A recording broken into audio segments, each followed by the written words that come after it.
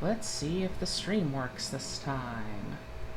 I've been having lots of fun trying to get OBS to behave this morning. It just does not want to.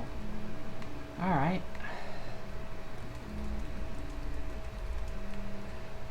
Let's boost this on good old Fetty.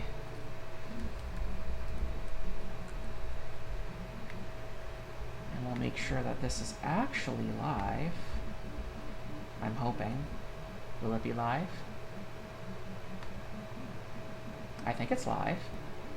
Or is it Memorex? Oh, yep, that's live, alright. Okay, cool. We want to mute that. We don't want to hear myself twice.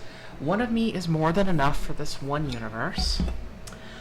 So, I was going to do some soldering last week, but there was a problem. Namely, we had a house guest over, and then we had a new cat. We got a new cat. Her name is Luna. She is very, very adorable. She is mostly a tuxedo cat, but a lot more white in her than Shelby ever had. And she's different. Yeah, she's a different cat. So I skipped streaming last week so that I could both enjoy having a house guest over and also get to know the cat a little bit more. And she has been settling in fairly well this week, so now we're going to be able to do some more soldering. And we have my biggest fan here, making sure that everything is all good. So I did try doing scenes last time with OBS, and I found a few problems. One, it interrupts the audio stream and blanks the video every time I switched it, which was like, what? And this morning, it causes one of the cameras to break. So, okay then. We're not going to be doing that now.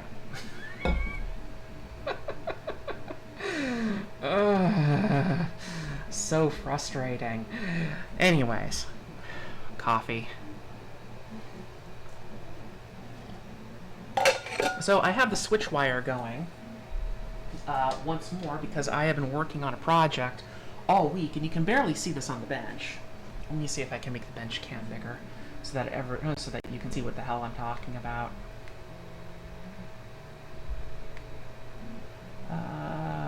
I have to do this manually again. I don't like that. Ugh, and then it flips it upside down. Welcome to Wench's Amateur Hour. We are always amateurs here. Okay, so let's move the microscope out of the way. And our biggest fan. So, we have an RC 2014 blue box.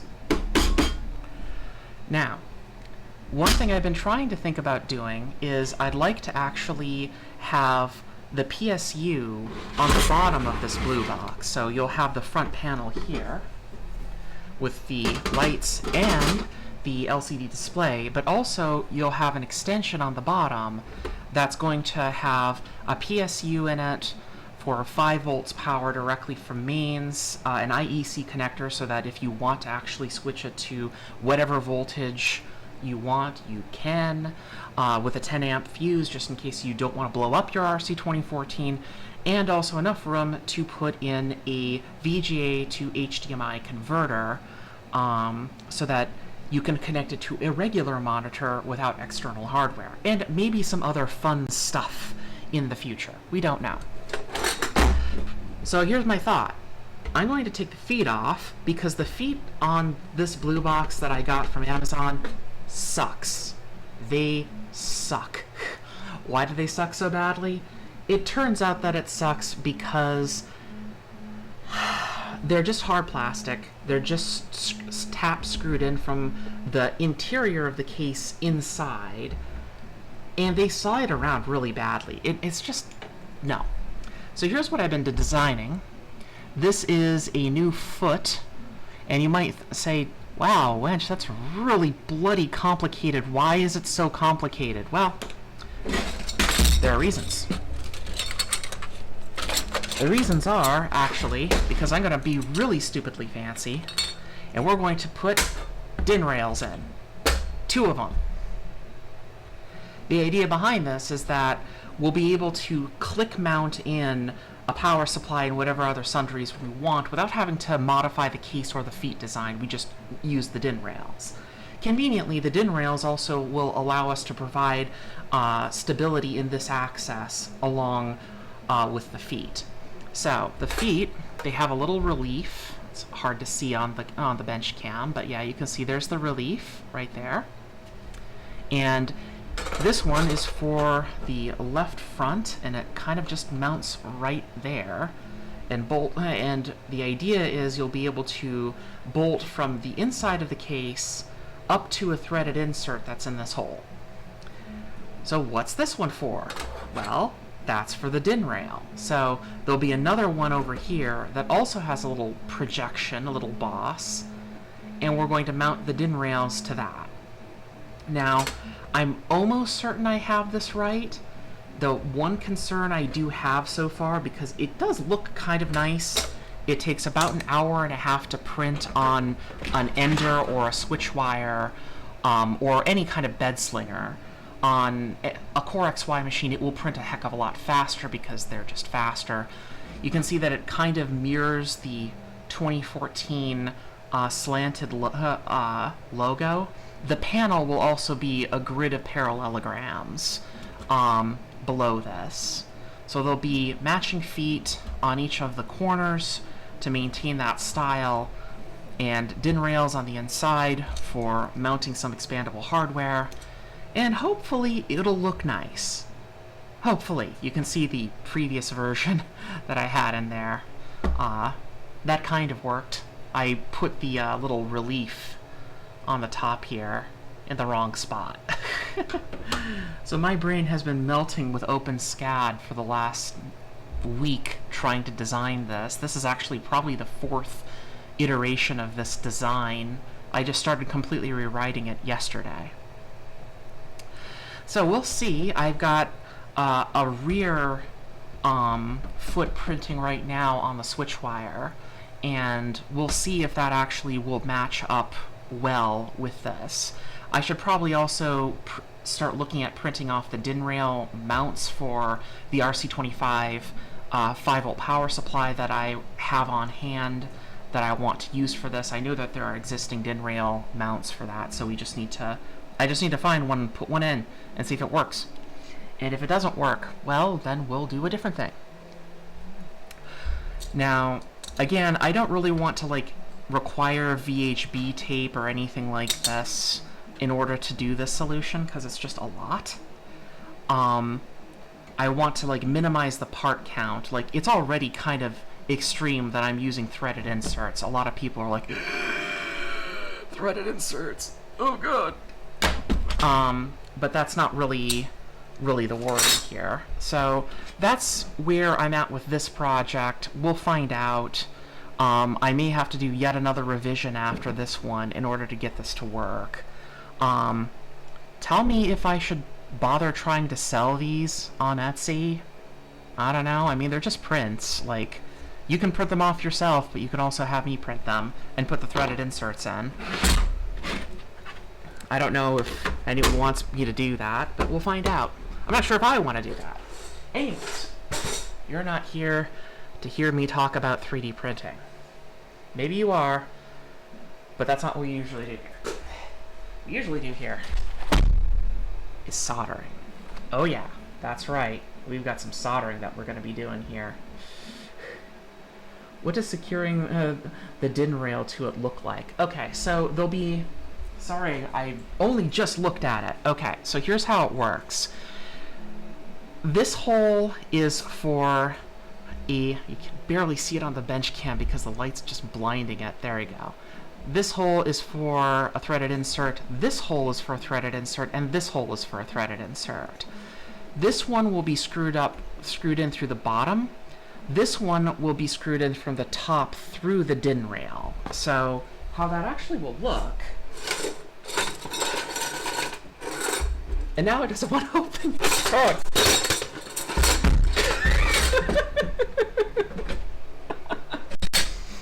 How it looks is that if you want to imagine this not correct print, but it gets you the idea that it mounts kind of like this. So you see how there's a hole here and a hole here? You just bolt it through on the DIN rail, and that's it. You're done. And that means that when you want to secure anything to the DIN rail, it actually just clicks in, and usually there's like a little push lever that you push to actually lever it off and pull it up. It's really neat, and DIN rails are not very common in the United States, mostly because our electrical box standard is ridiculous here. Like everything in the United States, just pretend that infrastructure decided to not develop any further after the 1960s. And that's kind of what it looks like here. Universe for a German electrical box. Anyways. And then I put the thing on it, and you know what, whatever. I can just put this out of the screen. I hope that answers your question, RJ. You can look at what DIN rails look like in practice just by doing some searching around. They're really common for in industrial equipment and in European electrical boxes, from what I can tell, because you know I spent all that time looking at European electrical boxes from Minnesota. Anyways, okay. We have a new kit. Now, the last time that we were here and soldering, that was a couple weeks ago, we worked on the LCD display module, and I still haven't tested this yet. So I don't know if this works. We'll find out, but I wanted to build the front panel next. So, the front panel kit. As you can see, the main panel is really, really pretty. Just an excellent job on this. All well printed and everything. Now, an interesting note is that if you bring the blue box back, you'll notice that the colors are not the same. But that's okay, because the runner of the RC 2014 project has assured me that RC 2014 blue is any blue that's convenient. So that's the right blue. That's also the right blue. This is probably the right blue. Whichever color of blue is appropriate. I just noticed also that the rear actually has a nice little key to tell you what's going on when you're building it. That is, I love that touch. I love it. It's so nice. It even tells you the size of the box. Love it. Just love it. The little details. Now, I was told there's actually a small present in here for this kit that's different than other normal kits. So I did open all of these before. We have a ribbon cable. We have this big piece of plastic. And you might be wondering, what does that have to do with the front panel? It doesn't. It's a mounting plate for the blue box. So we're not going to be using this today. Set that aside and hope that I don't trip over it. Hashtag I'm going to trip over it later, probably.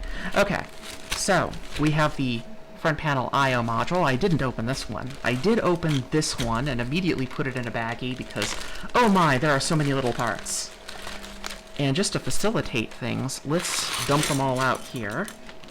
Now, there's lots of red LEDs in this, and that is the official color that you're supposed to use for these. However, when I opened up my box, I found out there was a present in here. And the present is this. He sent me rainbow LEDs. So we're gonna make this rainbow colored. I just hope I don't blow up the LEDs in the process. Oh, there's an extra battery in there too. That's handy. Don't know what I'm gonna do with that. Probably just store it because I do have the real-time clock module. Okay, so here's the problem. You might notice all of these are just clear LEDs. We have no idea what color they are. So we're gonna have to find out by actually doing it. Let's make sure that this is empty. Yep, that's empty. Make sure this one's empty too. Yep, okay, that's empty too. Good. Don't want to throw away any usable parts. That would be bad. Okay, now let's hope that I remember how to actually test LEDs for voltage. I don't have my flipper zero down here. I do have power supply. I do have it set to 2.4 volts. So hopefully that's not going to end up blowing some stuff up. Okay, and then we find out which color this is. This one looks to be white to me. So this one's white. That one's probably going to be at one end or the other. Whoop! Oh no! Come back here. Don't run away.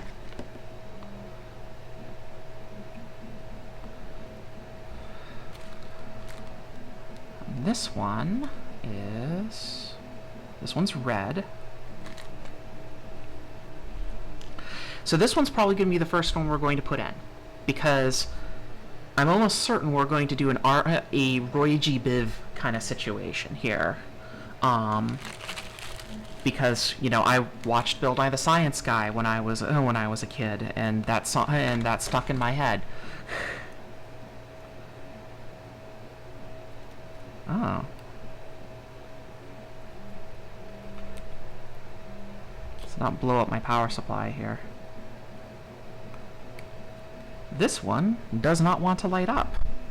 Let's give that a little bit more current.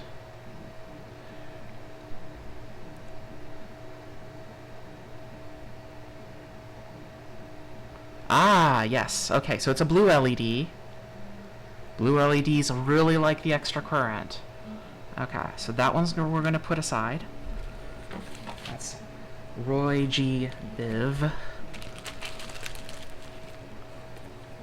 Gripping LED sorting action.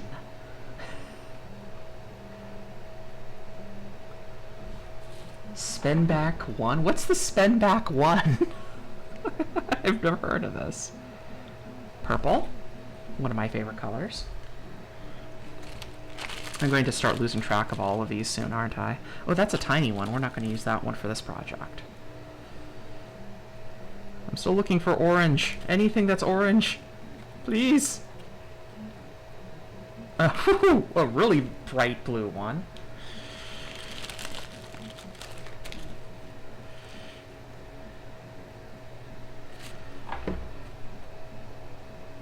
Another white one. That's interesting.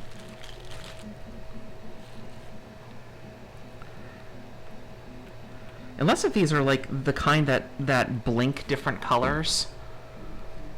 I have a pack of those somewhere. I've just been so scared to keep these powered on. Okay, that's a green one. Whew, really bright one too. Whew.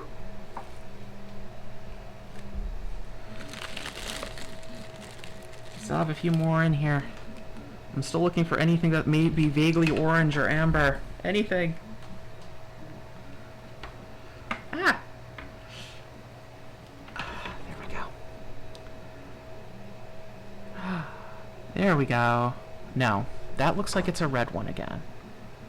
Looks like it needs a little bit more current too.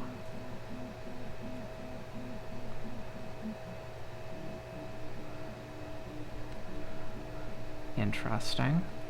Why is this one so dull? Like...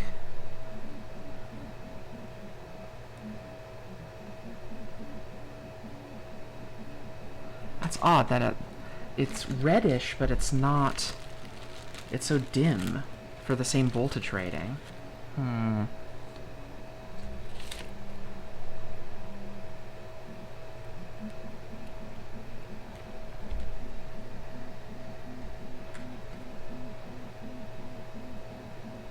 And I burned this one out. I think I did at least.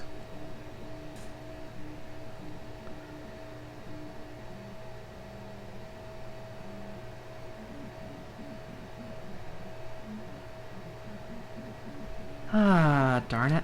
That one's not even working. That one was probably our orange, wasn't it?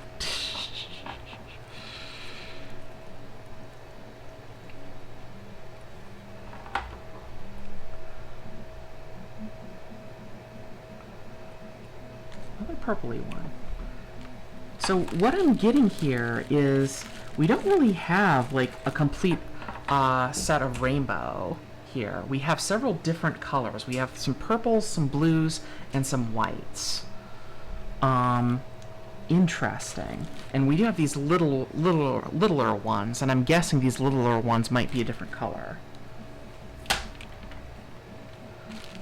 So let's try that too. And we don't know what the one is that I burned out because that one probably might have been the color we're looking for. That's a green. Can't really use that one though because it's too small. It won't fit. Do I have any other diodes hanging around? That's another red.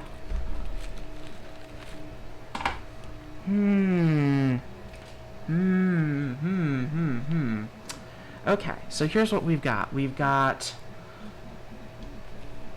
There are how many lights on that front panel?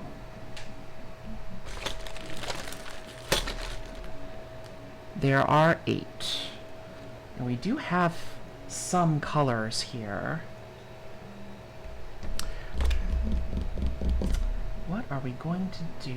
What are we going to do? Does it matter what we do first? Do we want to... it looks like they want us to assemble the switches first. And then the header. And then deal with the LEDs. So of course I did the LEDs first because it's the rainbowy color stuff. Yeah, that's pretty typical for me.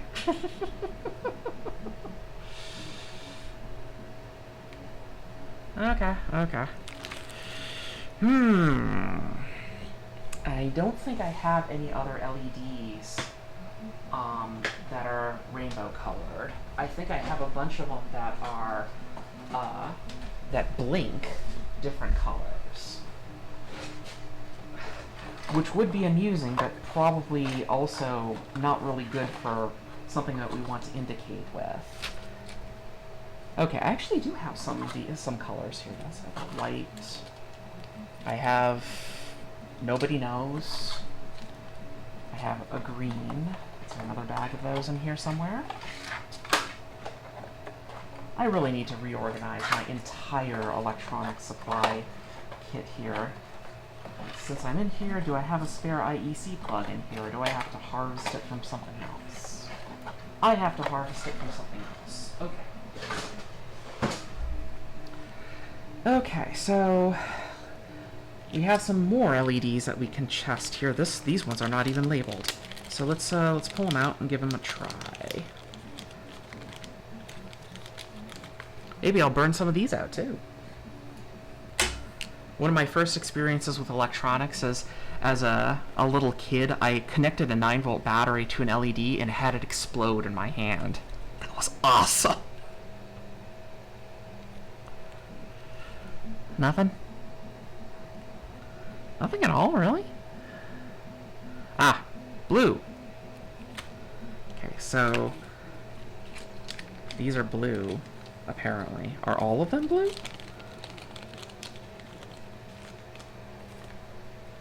You know, I'm amazed that I actually remembered the polarity this time. Yeah, that's blue too. Okay, so all of these are like a bright blue. So I have a marker somewhere. Marker. Don't make me a liar, okay? I am not a Greek stringed instrument. Thank you.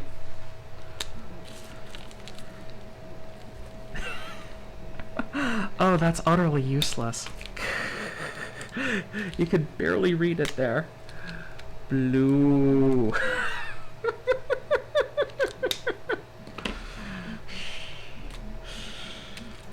This one also says blue on it too. Like, all right, well, we'll take a look. Is it a different blue at least?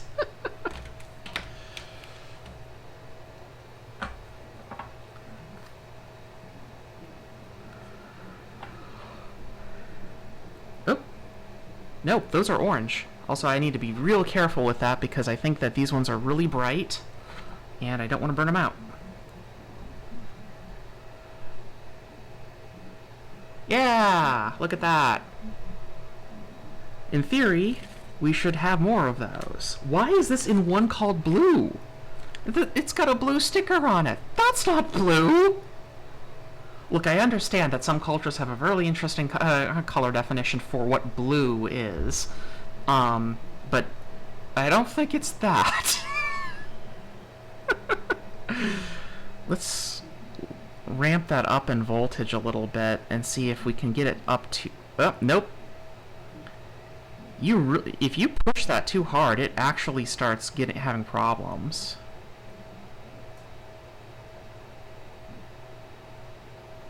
Wow, that's interesting. Like, if you push it too hard, it actually gets dimmer? What the heck? I think we would have to, like, very carefully adjust the dropper resistors for this. Are there dropper resistors on this at all? Are they just banked to 1? It might be on the I/O module, actually. I haven't opened this one up yet. Okay, that's weird. I didn't realize that they'd be that much out of spec, but okay. Then again, maybe it's just because I bought this crap off of Amazon. Here's another one. Nice and bright there, but if you turn it up, it turns red. That's so weird! Why does it do that? You turn it up, and it turns dim and red, but if you put it on 2 volts nominal, it's fine. What? Oh, that's so weird. Okay, well, these are all orange.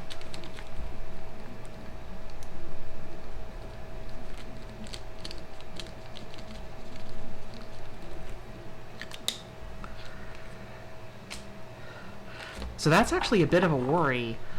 Because if we have to do different dropper resistors for each one of these to get the correct color combos, we might not be able to pull that off.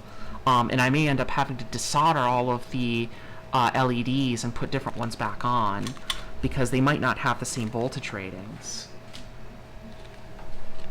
Yet another unmarked bag of LEDs. Color lost to the PAL NTSC conversion. Okay, let's try this one. This one is nothing. Probably because it's just 2 volts. Let's turn that up. It's purple! Okay. That's a really nice purple, too. I can't really tell here. It's a really nice purple, though. Okay, so that's purple. Let's check to make sure that that wasn't a one-off.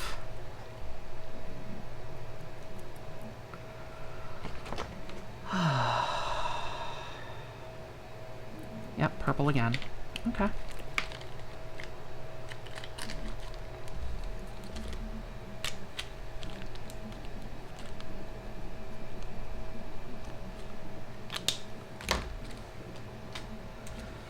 This one says green, but is it green?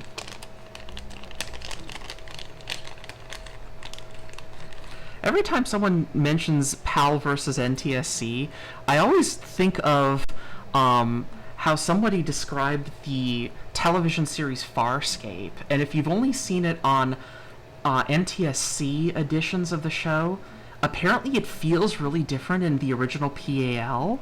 Like, okay. Okay, that's green. Green as it says on the bag. So, okay, sure. I did not expect that. I have not been... We're actually watching it in Australia, too, where the show was originally filmed. Yep, that's green. So, yeah, interesting. Uh-oh. Well, let's go find out which one this is, because apparently there's a spare one in the bag here. This one is green. Okay, goes in the green bag. Goes in the square hole. What happens if you need an if conditional in JavaScript to check what variables type in? Well, that's where you pull it in from npm for ridiculous amounts of gigabytes.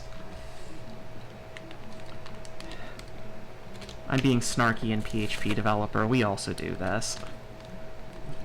But not for every bloody conditional because your language kinda stinks. JS was never meant to do all of the stuff we're making it do. Then again, neither was PHP, but at least PHP developed since then. And yep, that's white. That's white, alright. Okay.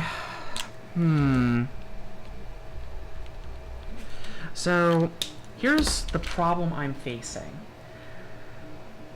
We have a lot of red LEDs. We have some other colors, but the different colors have different voltages. And those different voltages are significant enough that it's making me feel a little bit nervous to do this with different colors. That's red. Let's put that in here. Because we know it's red, and all of those are red, and we don't have a red bag. Also, we need at least 8. That's green. So that goes in the green bag. We don't have a green bag, do we? Do we? Yes, we do. Oh my god. Messy bench syndrome strikes again. Oh, jeez, a whole bag of unmarked resistors? Oh, it sounds like electrical engineering in hell. Mephistopheles is like, I'm sorry, you need to sort all of these resistors. Okay, that doesn't sound so bad. You don't get access to a color code chart. Wait, what?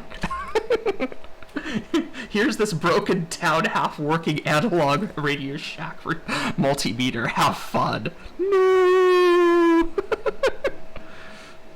Yeah, that's a blue. That's a very, very nice blue. Kind of an indigo, really. Do we have a blue bag? Blue? Yes. But not all blues are the same blue.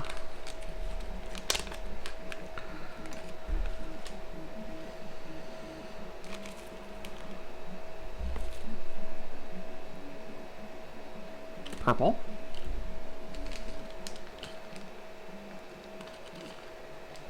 I forgot that I had all of these different colors.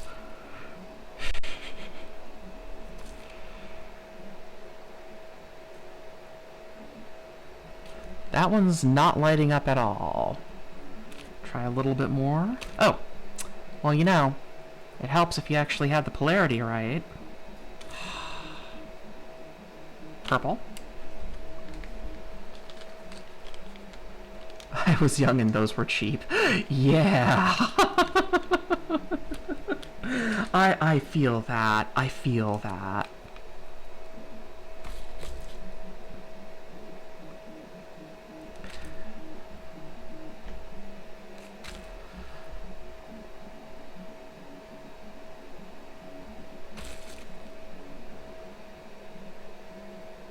And I killed this one too. Man, these ones are just so sensitive. Okay, that one's dead.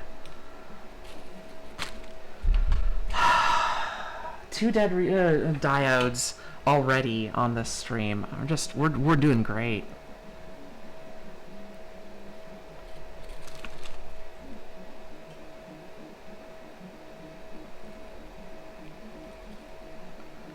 Okay, that one's a nice yellow, amber. I don't have a color for that one. So we're going to put that over there. The only thing that I worry about is that one takes like 2.1 volts. And then you have this one, nothing at 2.1 volts. However, if you start ramping it up a little bit, 2.7, you get blue. Okay.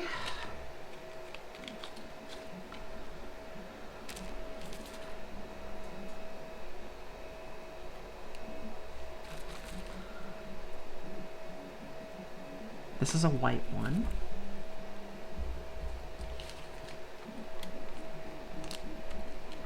Remember when amber LEDs used to be like a huge thing? You could get red and amber LEDs all day.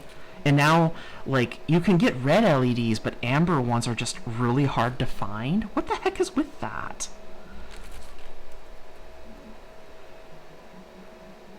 Another white one.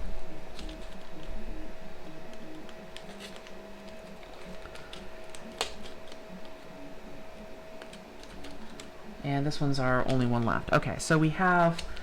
How many colors do we have here? We have 1, 2, 3, 4, 5, 6, 7.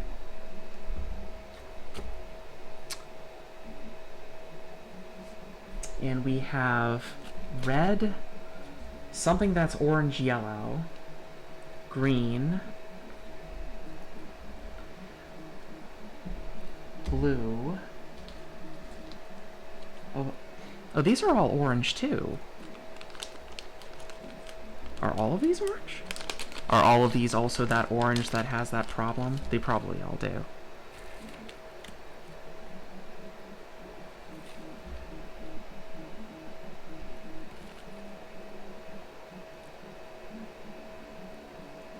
It's a really nice bright color too. So that's interesting. How come that one has such different characteristics than this one? See, it's so much dimmer. This one's definitely more of a yellow. Okay, so assuming that we don't fry everything, we can do them in a particular order. Okay, so this is the back. It gets mounted like this to the front panel. And there's some argument to be said that we should just mount all the switches to the front panel first, because, you know, that will align them all. Alright, let's stop here with the LEDs.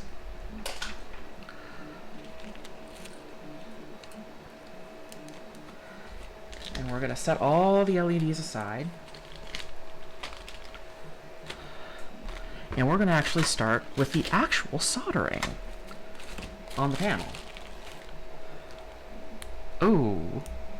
Wow, those have a lot more resistance than I thought they would.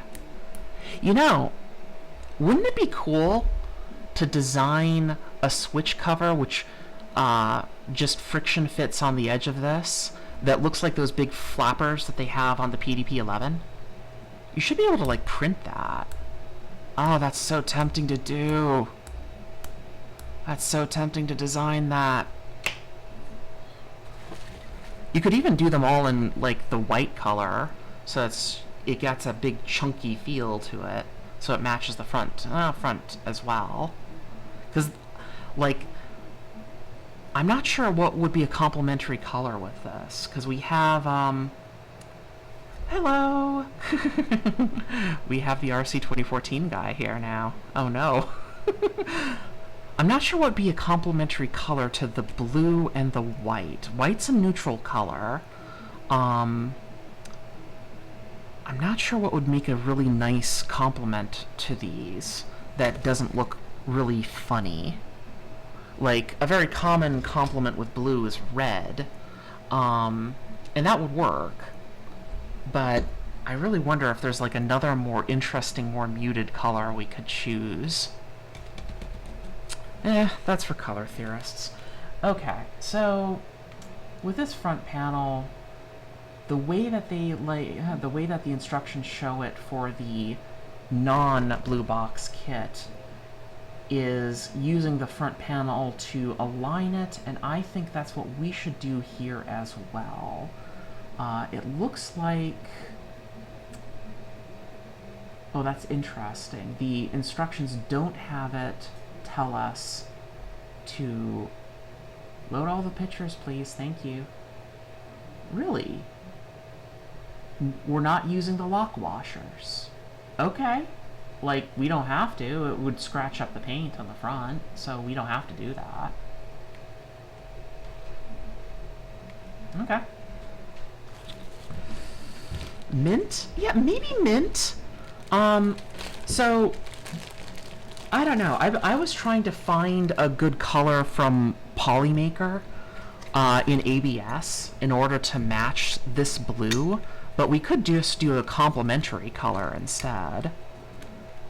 Oh, physical switches. Joyful. Okay. And because I want to be a pedant, I think I will actually put them all up. Let's actually mount this properly instead of just having it all over the bench. I got too into testing all those LEDs. And I was reminded that coffee exists.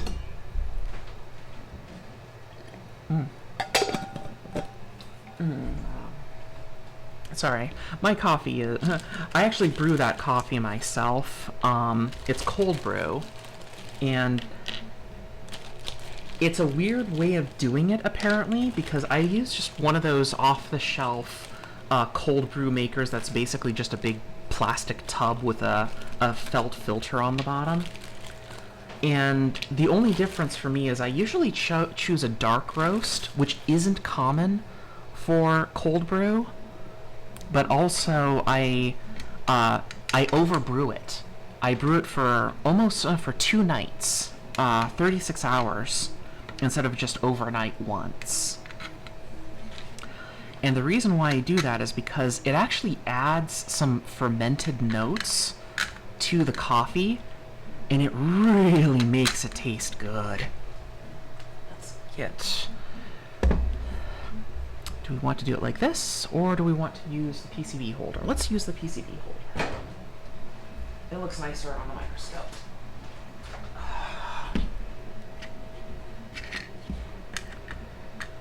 Also, it's practically adjusted for this. That's handy. Well, almost. It's a little bit over. Okay. Now I have to find the correct... Nope, not that one. Definitely not that one either.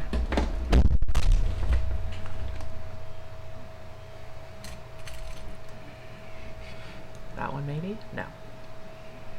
Of course, it's going to be the one size I don't have. Did I not take my the screwdriver from my iFixit kit down from my room? I thought I did, but I'm not seeing it in here either. Wait, maybe it's this one. Is it this one? It's this one!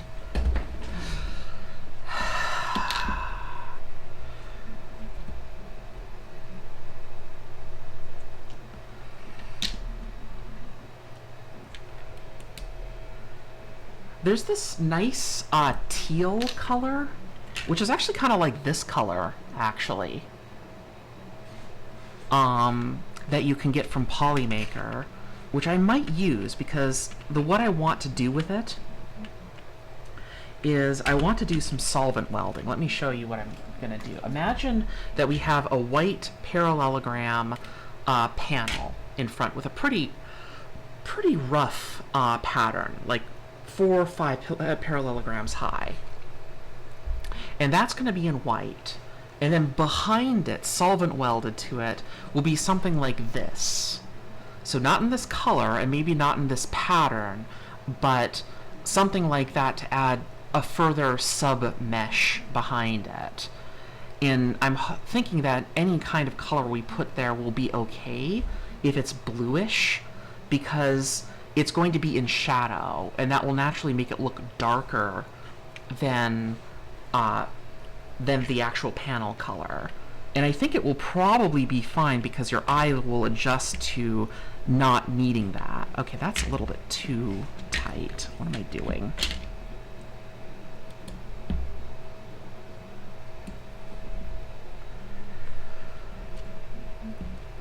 Come on. Oh. There we go.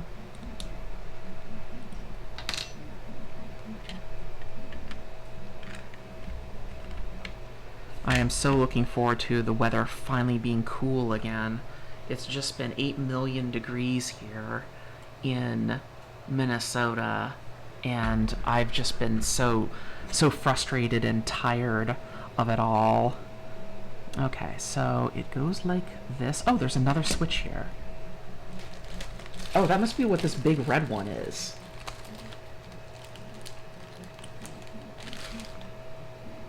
Okay. I'll put the key on the top. It's not important, but, you know, I want to be a pedant about it. So, okay. Oh! Oh, that's really tight. Wow. What the heck? Yeah, that's really tight. Okay. Is it because there's some force on it from the vise? Kind of. Okay, no. It's actually too tight. And I don't want to screw that in and risk breaking the switch, because we don't want to have to stop the entire stream just because I decided to just YOLO that in there. That is what our cheap bargain basement set of needle files is for.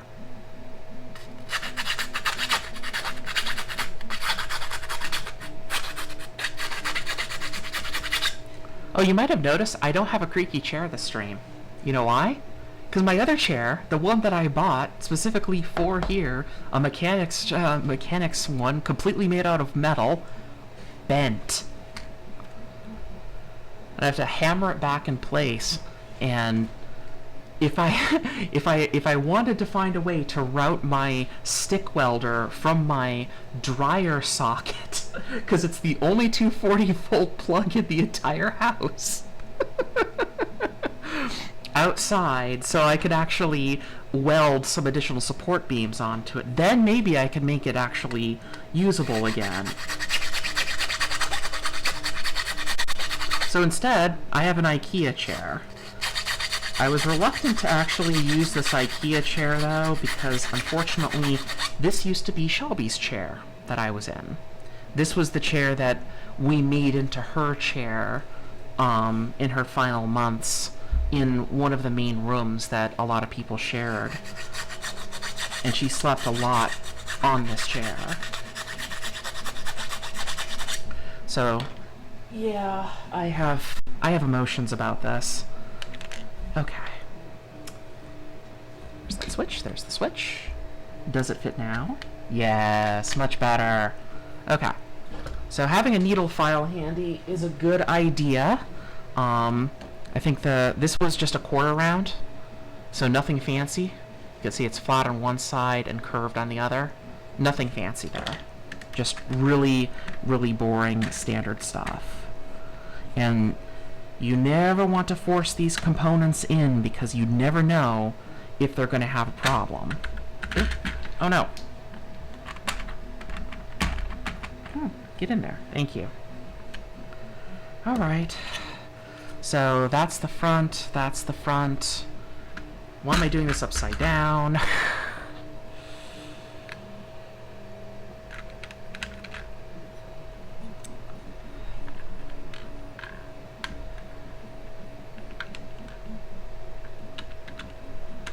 How much do you want to bet I will never be able to get all of these mounted in here like this, because it will just be way too impossible.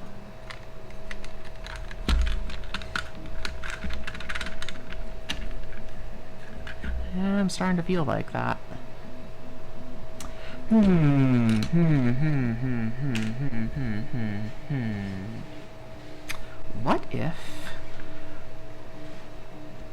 What if we did this a different way?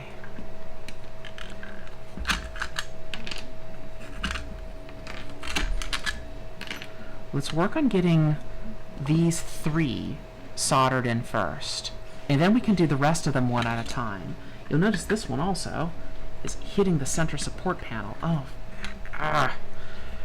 why is this PCB holder fighting me so hard in this time? Why are you doing this to me? Can't you be nice? I like when things are nice. Oh, it's twisted. Okay, there we go. This is what you get when you just use a random scrap of aluminum rod from your floor. Literally, this was on my floor. Okay, there we go. Ah! And then I moved it, and then the switch came undone. There we go. Okay, so let's hold that in there. All the keys are on the top. Oh! Haha! It's a good thing that we checked, because this one's a momentary. So that red one is different intentionally, because this is the reset switch. I'm sorry, that's just so satisfying. That's all we're going to do now for the rest of the stream. Just have me click this. Okay, okay. Okay, we won't do that. Okay, do I have any flux hanging around on the bench, or did I put that away? I think I put that away. Flux. Alright, anyone want to take bets on how quickly the pine sill is going to crash again? And how much I'm going to start complaining about that? Okay. Let's get the pine sill warmed up here.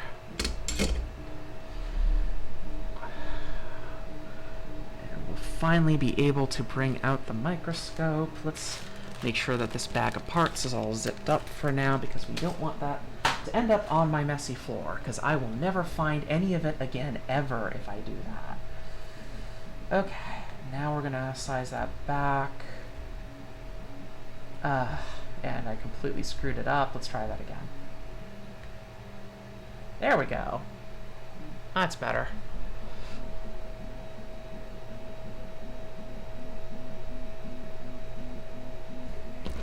I keep thinking I should get a different microscope for the bench here. Like, this one works because it's just basically a regular light, a regular webcam. Come on, let's get the light better-ish. There we go. That almost doesn't suck. Woohoo!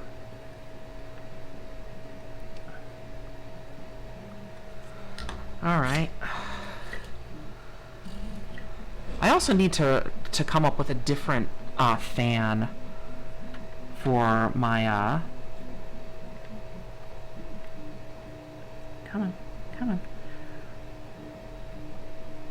For my soldering filter.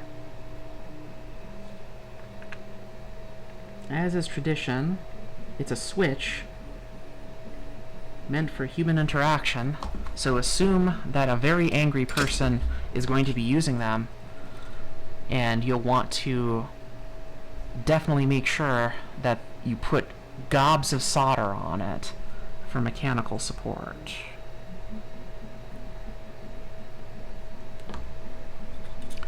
We're almost out of the solder spool, too.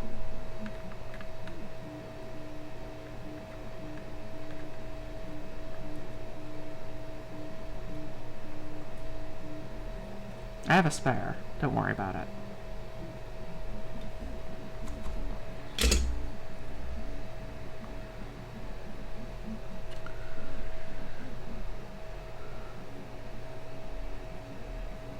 So yeah, I was thinking about getting a different microscope for this, because this is just a webcam. So I have a webcam, and then I have a monitor here that I'm borrowing from my work desk. But the problem is that it does introduce a slight propagation delay that is more than noticeable for me. Like, it's only 250 microseconds worth of difference, but it's enough to really throw me off when I'm trying to work with tiny things like this.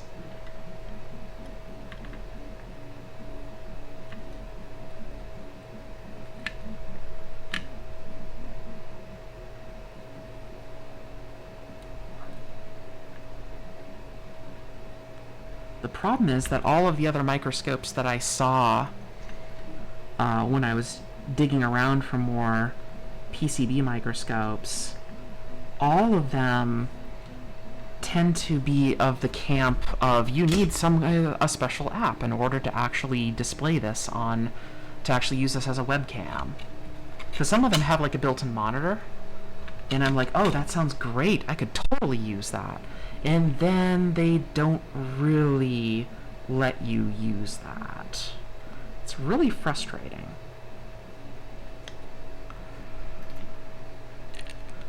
So what do we do here? I want to put these in.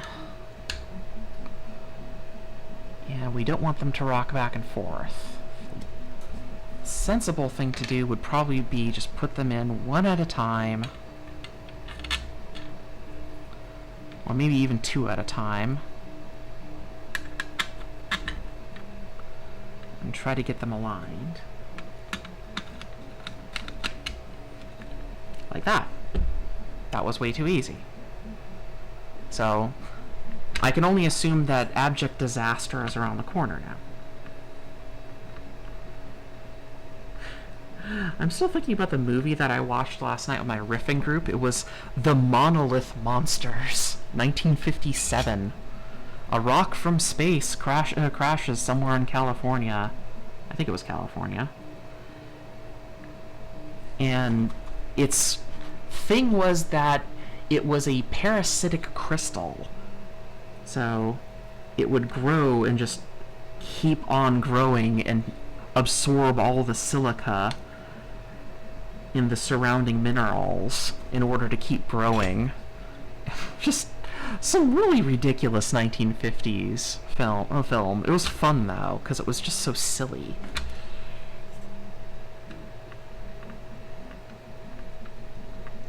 I know that tonight's Monstrodon is supposed to be Gamera, Guardian of the Universe, which is in fact a film I really like, but I'm not actually interested in rewatching it so soon.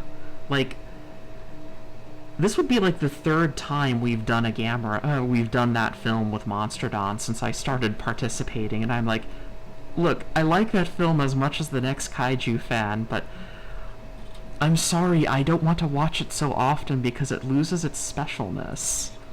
I want to see some other stuff.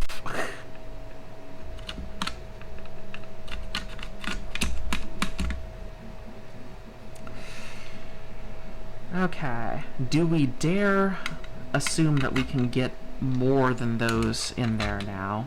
That we have a whole bunch of those all set up? Let's find out.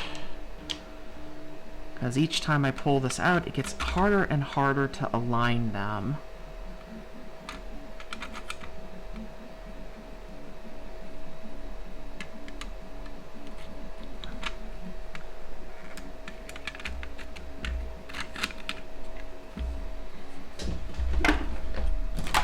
And let's appeal to a higher tool here.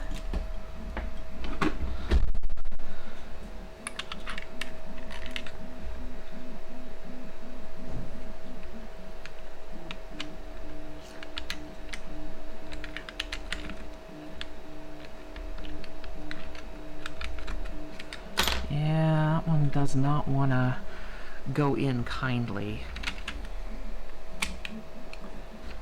What are we missing here? You know what? We're going to go back to original strategy and remove some variables, because it will be easier to just remove some variables from this and try getting this to work with just two of them.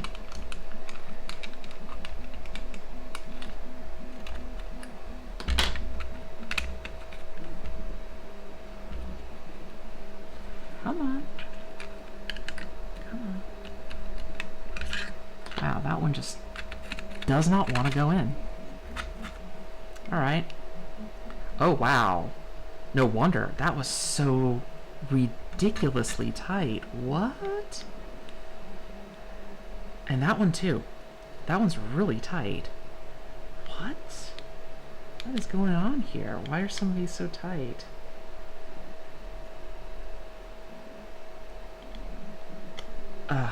Okay. Okay. That's frustrating, but alright.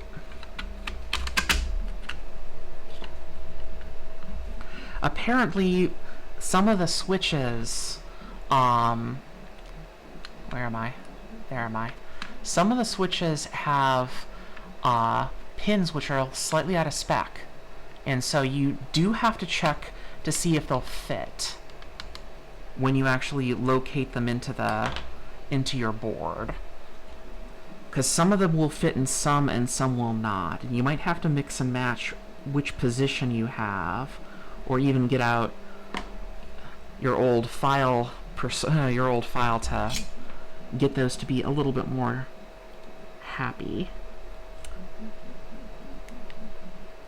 Come on. Come on, soldering iron.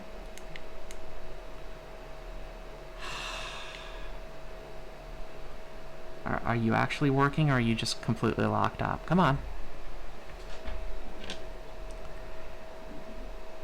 Did they ever release the Pine Sill 2 that doesn't have this problem? I really should just figure out how to use the Hako properly. It's just that this one's so much nicer for little work. It's so much nimbler than the big Hako. Granted, this is not little work.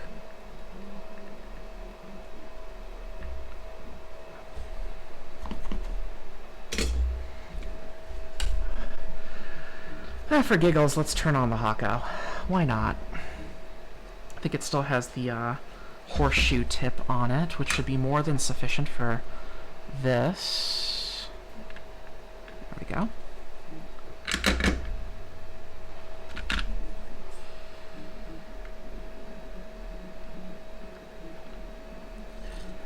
Probably don't need to actually use flux on each one of these, but it's not a terrible idea to do that anyways, just because I can.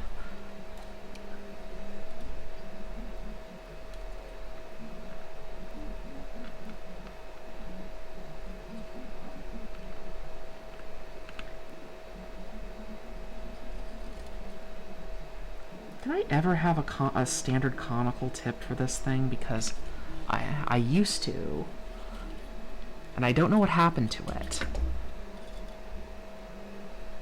I didn't get enough solder on any of those.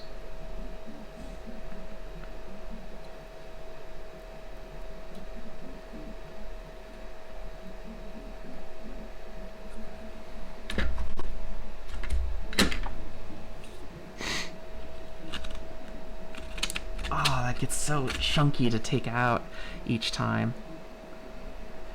Oh, also, I don't think any of them are sitting all the way down. Then again, maybe they're not gonna. Like, I'm not sure if these switches actually go all the way down when you put them in. No, they don't. Oh, of course they wouldn't. There's a little... Okay, so let me try to show you this. I was worried because I was looking at these switches, and you're like, whoa, that's a big gap there. Why is that not sitting flush? What did I do wrong? Well, if you look at the actual switch, you can see that it actually will never mount flush with the plastic package, because there's that little tiny projection there for each contact. So it's not going to sit flush with the board, which I guess makes it all the more important to mount it this way. Okay, back to soldering. That switch went in without a complaint. That switch went in without a complaint. So we had one switch which just was like, no, I don't wanna. You the cat of switches.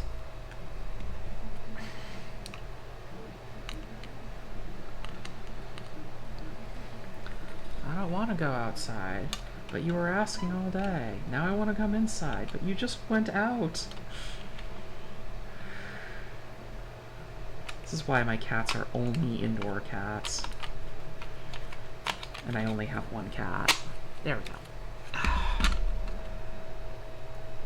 Make sure that's pretty well mounted down. Where am I? I'm over here. You can't see what I'm doing.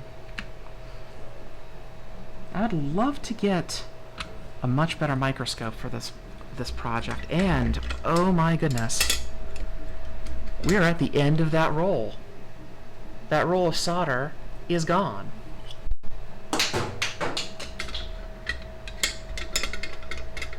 That's okay, we have another one, but still, that's a lot of soldering.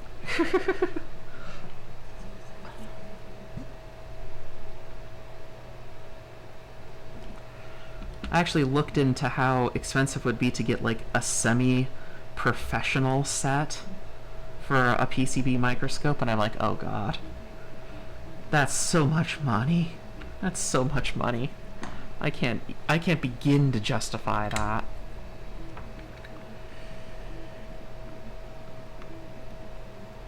You know, it's this horseshoe tip that's bothering me on this Hako. I wish I knew what I did with the original conical tip that I had.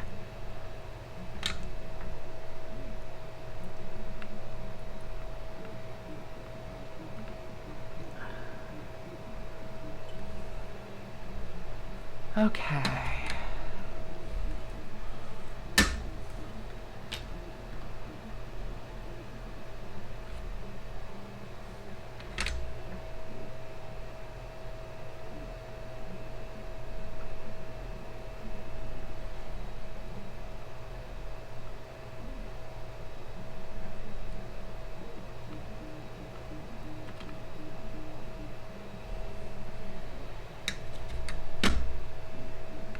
All right, there we go.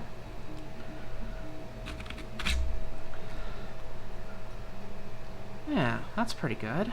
Pretty happy with that. All right, let's set the front panel aside, and we'll get our parts bag out, because we have this header here that we need to do next.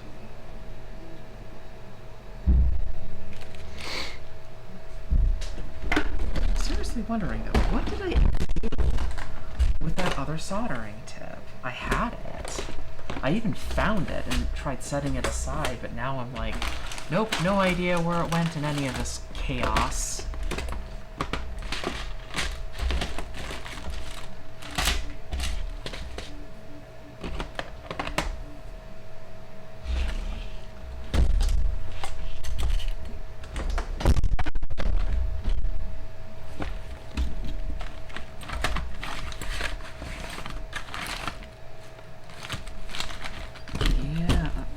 Well, I found this one.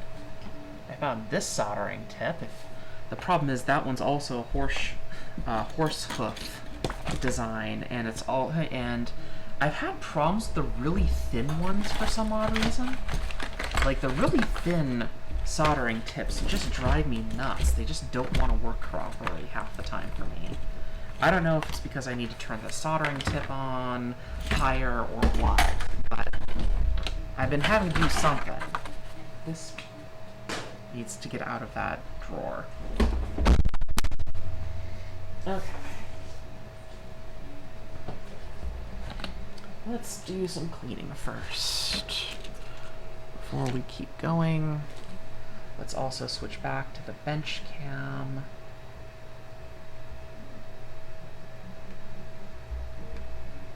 Just a second. Get the screen. No, not that one. This one. This one, you silly machine. Thank you. And you lost my rotation again. Okay, everyone, hold on tight. There we go.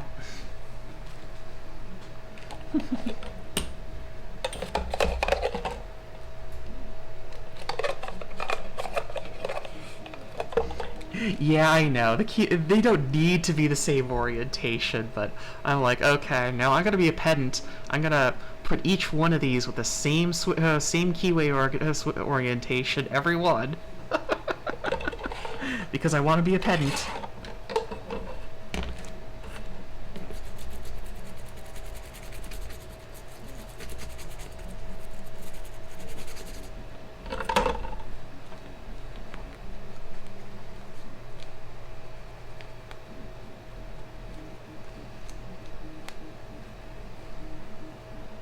There we go, nice and clean.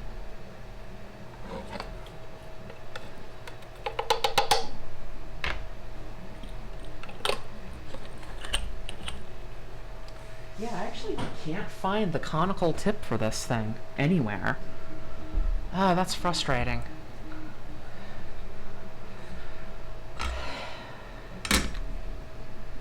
Okay, let's put the headers on next. I think that's the next thing in the instructions. Instructions say put the switches on, then you want to put the header on that side. Okay.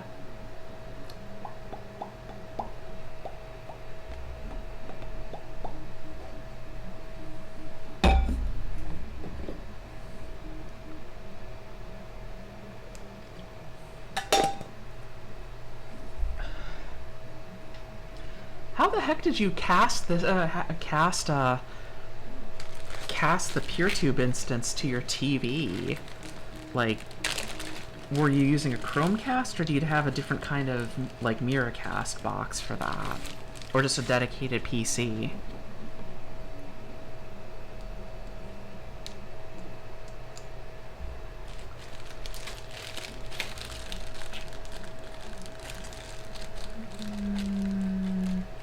Okay, so there's no...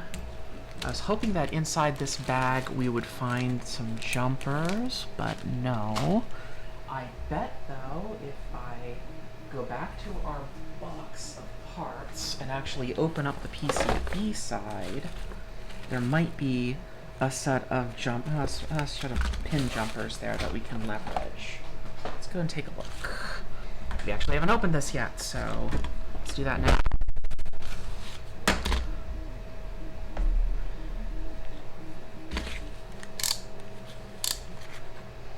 Anyone else, whenever they use a progressive knife, actually think of Neon Genesis Evangelion? Is that just me? Am I just that much of a nerd?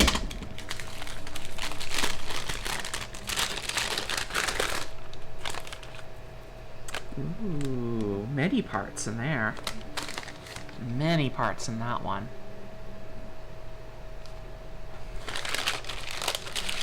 Once again, I find these little snack bags that they're packed in just so delightful.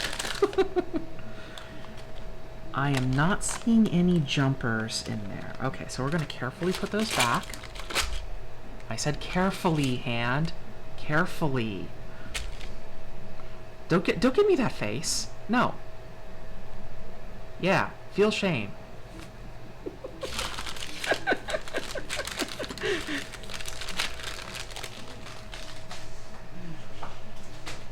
Back. Alright. Well, I do have some jumpers around here somewhere, and I'm going to take a quick look to go and dig them out.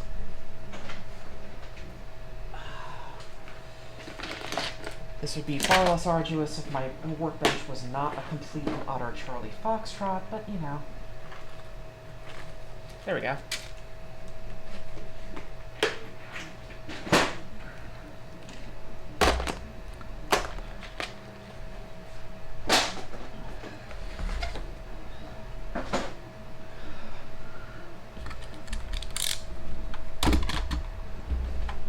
TV has a built-in Chromecast. I normally use a Linux laptop with Firefox, so cannot cast. Did it get a Windows laptop with Chrome installed? Yeah. I was wondering if that was how you actually pulled that off. Alright. We'll use the little jumper hack. Just jumper those together so that now they're all bonded together so that they're coplanar, which is what we want.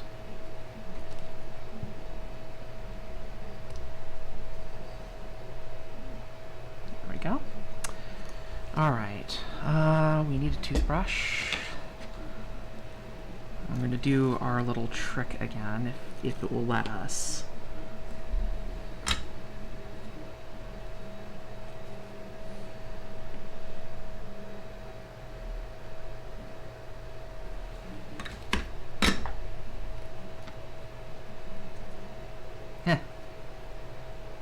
Well, that's almost good. Almost. Alright, hold it back with your finger, and then heat the joint, and then press really hard. And yeah, that's okay, I guess. Feels like it's a little crooked still.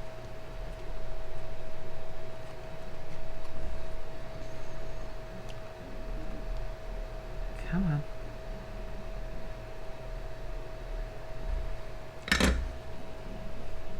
I just can't get in there with this soldering tip. It's just so chunky.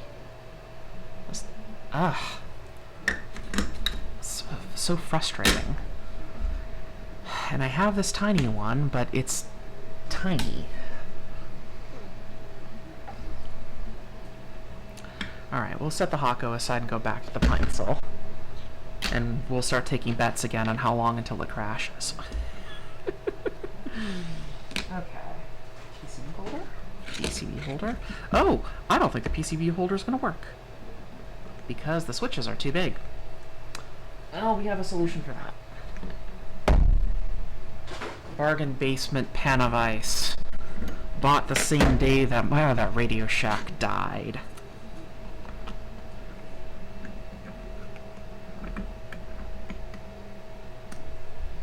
Alright. Also, these are all really tiny pins, so I'm not inclined to want to use a big Hako for that. I'd rather use a much smaller, more nimble thing. Which means I should probably get this tip to work, but I couldn't even get the solder to stick to this little guy. Maybe I just needed to clean it. I think the problem is that I never bothered to spend the time to get this to work because I was like, every time I solder, I'm streaming. So I'm like, I don't know, man. I'm not sure if I want to waste everybody's time with that nonsense. I'd rather waste everybody's time with a Pine-Sol, which crashes every other minute.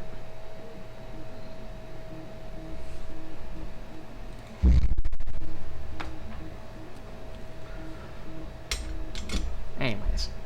See if I can get the microscope to behave here. That's gonna be an interesting shot. Okay, let's try this again. There we go. Once in a while, I actually get things to work. Ah, can still be better. Let's straighten that up. Sometimes I think I should also look at getting a different, oh geez. Come on. Need a little bit more room back there, guys. I know, my bench is a mess. You can actually tell that this is really far away for me. Like, this is way in the middle of the bench for me, so... The problem is that this mount that's on for this microscope is... This is as long as it gets. There's another one that I could get, that I was looking at getting, that would have a much longer arm and potentially reach all the way out to the edge of the bench. But I keep running into, I have spent all of the money that I can, especially considering that I have also had to spend money for Luna's adoption. So I just don't have the cash on me right now to go into that for more recording equipment when I don't use it that often. I also really need to buy a dedicated monitor mount for this because I borrow this one from my workbench. And that's just frustrating because I have to go and grab it and hook it up. It only takes a minute, but it'd be so much nicer just to be able to grab the monitor and be done with it.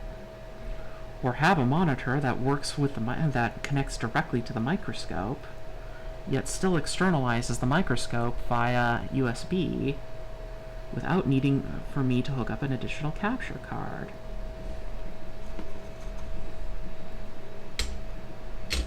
Because that sucks. Use the ribbon cable if you have no jumpers. Good tip. Very good tip. I'm just afraid of melting the ribbon cable.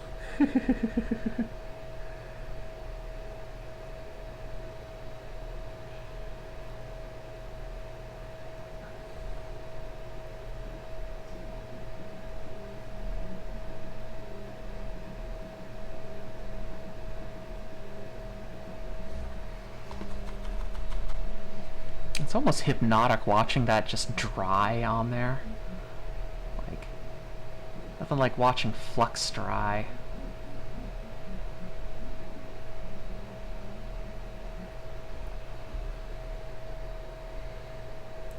These pins, why are you so small?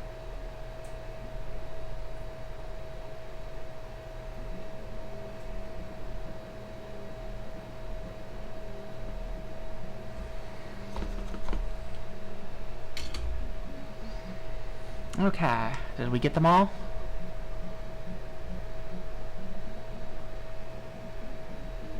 No.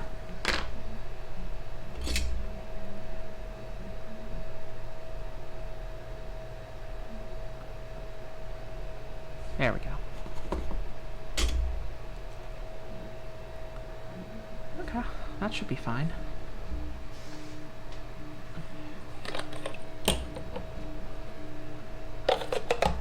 I wish this alcohol bottle didn't suck either. The tubes don't work, the pumps don't work, it doesn't seal all the way. It's like I only paid $8 on Amazon for this. Yeah, it really does. It really do be like that. Okay. We can disconnect these jumpers now, because we don't need them. We can go back to our regular camera, which will immediately require me to rotate it around, probably.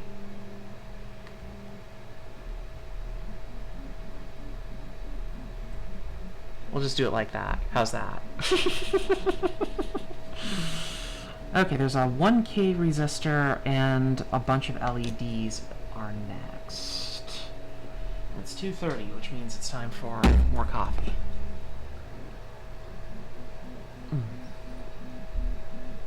Not much left.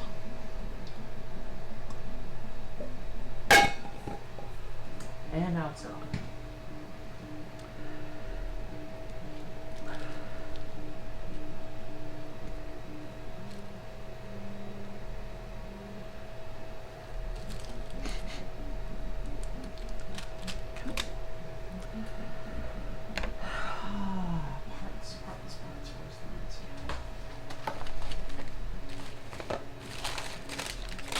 Those.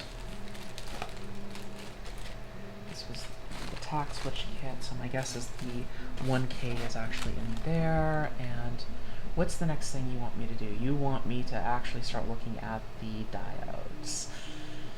Oh boy. Which means we have to make, as Bob Ross would say, some big decisions. We actually have to decide on which LEDs to put in there. I'd rather put that 1K resistor in there first.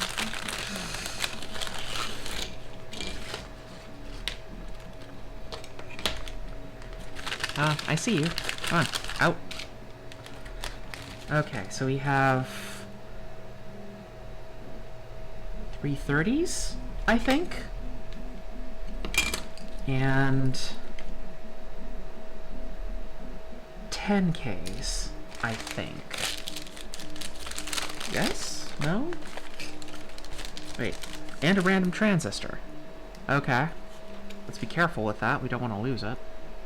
You can see it very clearly on the board. That's where that is. Do we want to set this aside, since I don't want to work on the LEDs just yet, and go back to the regular board? We'll get more soldering that way. Let's do that. Let's set this aside, and we're going to go work on the main PCB instead, because then I can pretend that that is a problem for future me.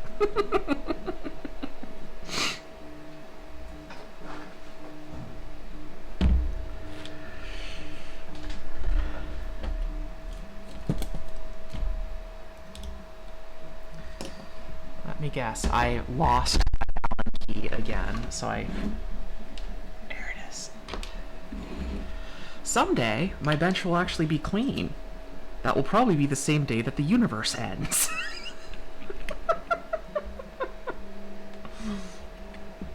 2K2, and 1K. Ah, yeah, it would be 2.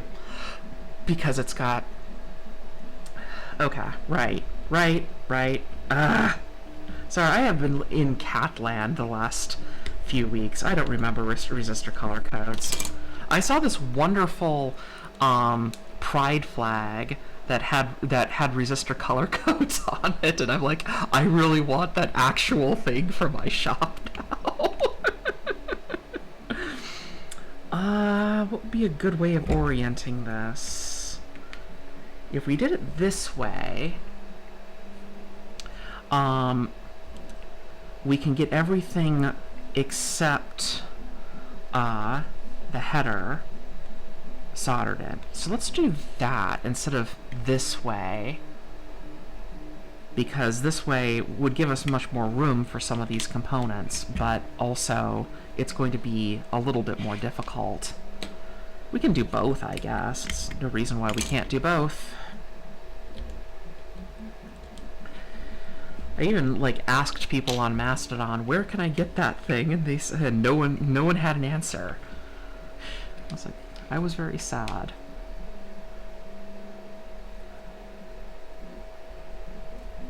Huh.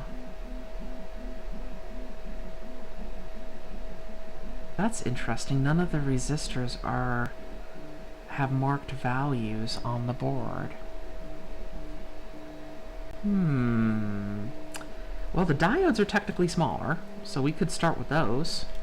But I really like starting with the bigger, the sockets, because they just get in the way otherwise, and they're so fiddly.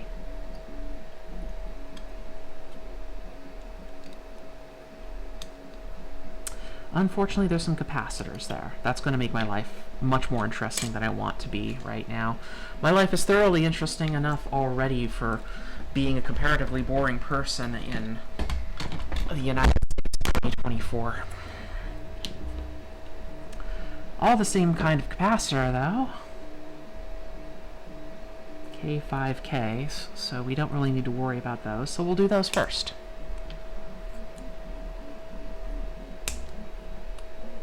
The 2K are for the switches. It's the 1K that you need to charge some of them for the change some of them for the different LED colors. Ah. Okay.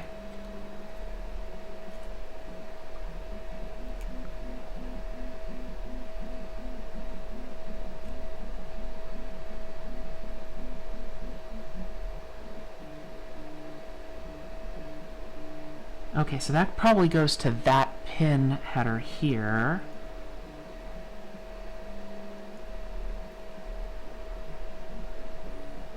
Some of them are for the switches, and some of them are for that. I'm guessing they're on two different banks. Okay. Well. Anyways, sockets. Let's start. Capacitors. Ah. My brain's already coming unraveled.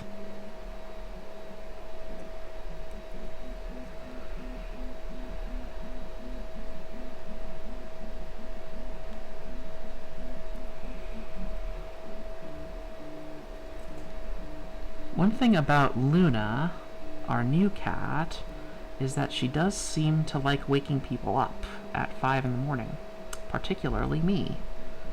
I'm guessing that it's mostly because she's awake and wants someone to watch her eat. Because she's the least food-motivated cat I have ever seen. Like, you put out food for her and she's like, yeah, that's pretty good, I'll get to that. You put treats in front of her, and she's like, so? But if you scratch her...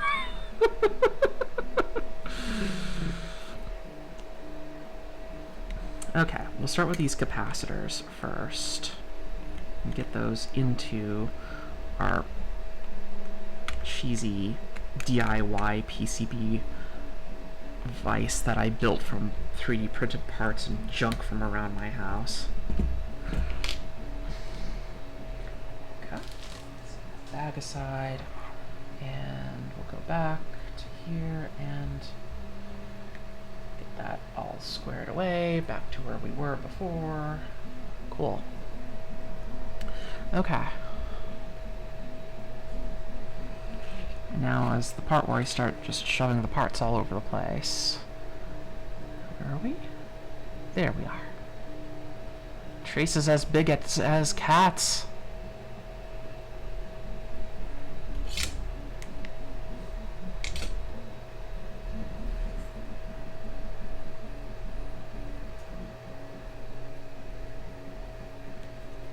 See if that will work without me adding more flux. That one needs it.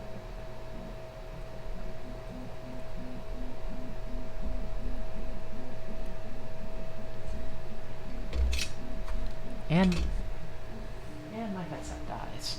So let's try the other headset.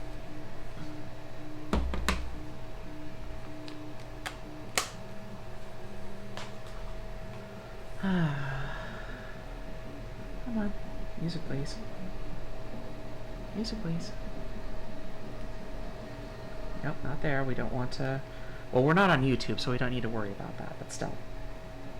There we go.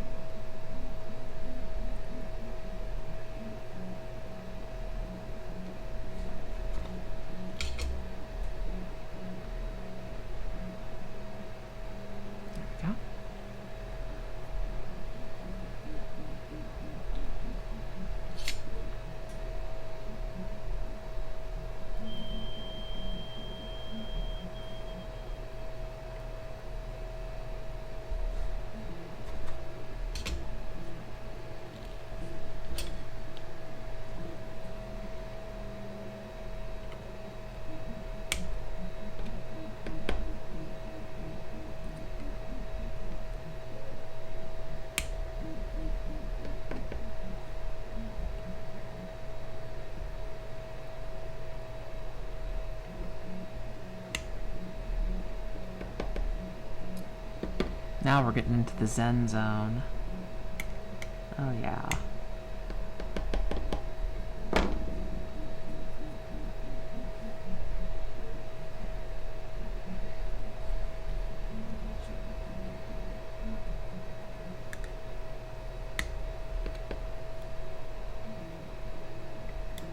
Eh?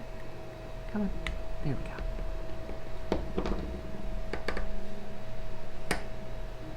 Let go. Thank you. Okay.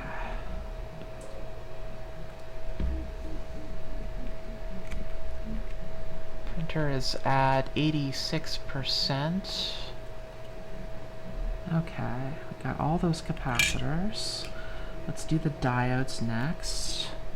They all have the stripe facing up, so should be pretty easy. Do we want to use our fancy little bending jig for this? Because we do have that.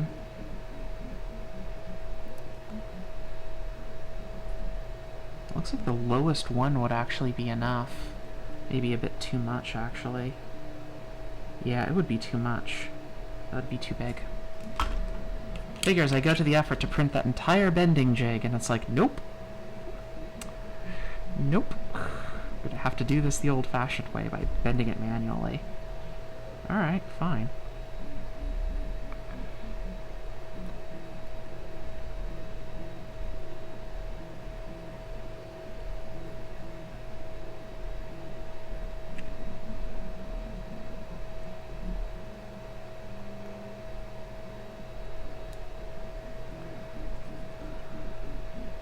Closer than that, apparently.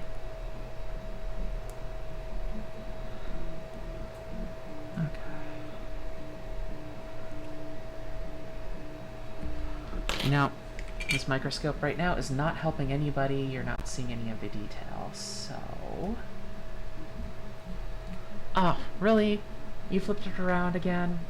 We're back into the upside-down universe? This isn't Stranger Things, OBS. This isn't Stranger Things. We're not in the upside down.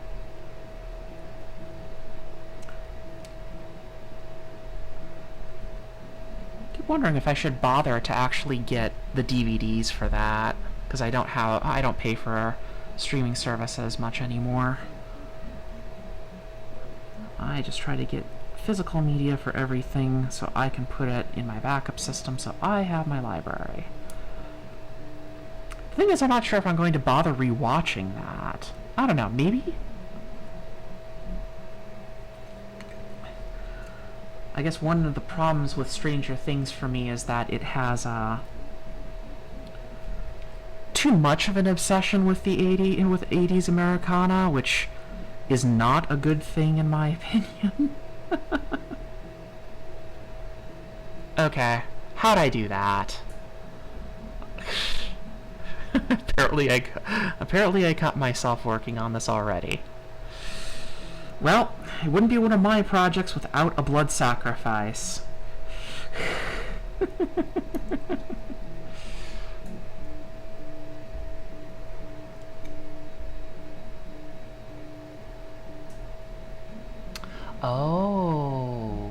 I keep hearing a snap occasionally from the switch wire, and I keep wondering, is it the problem with the filament? Actually, I think the filament's still wet.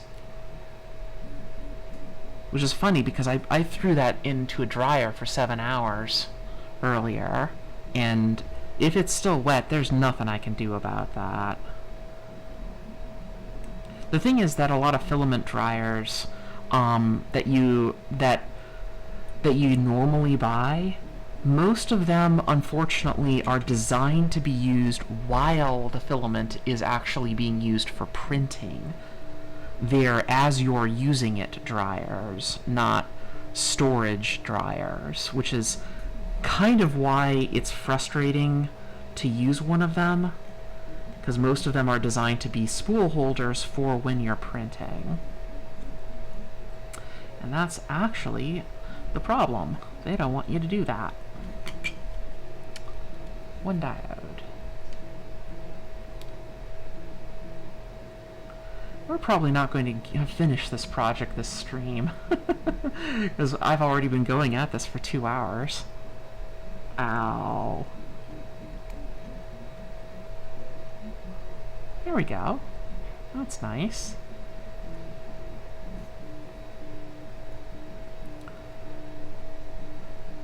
Do I want to put any other components in while I'm at it? Or do I want to stop there?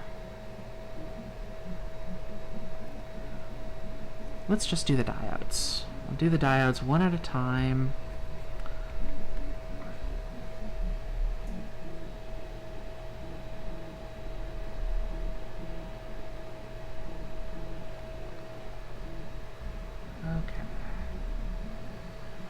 Go again. Yeah, that time I did it more smoothly, at least. Can I get a better, more angle, please? Make my arms tired. Try doing that all the way over there. And where did that scrap of solder go that I had? There it is. There's not much of it left, but we're gonna be using it.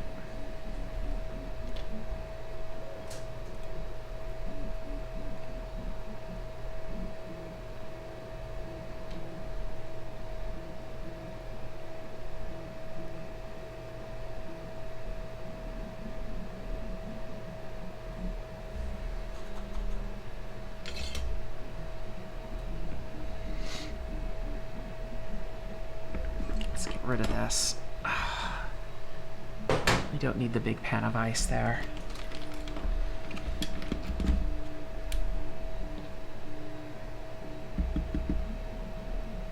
Oh well.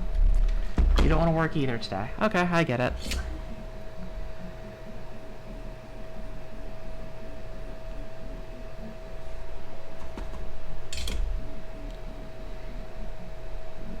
One in the middle looks like it needs a little bit more.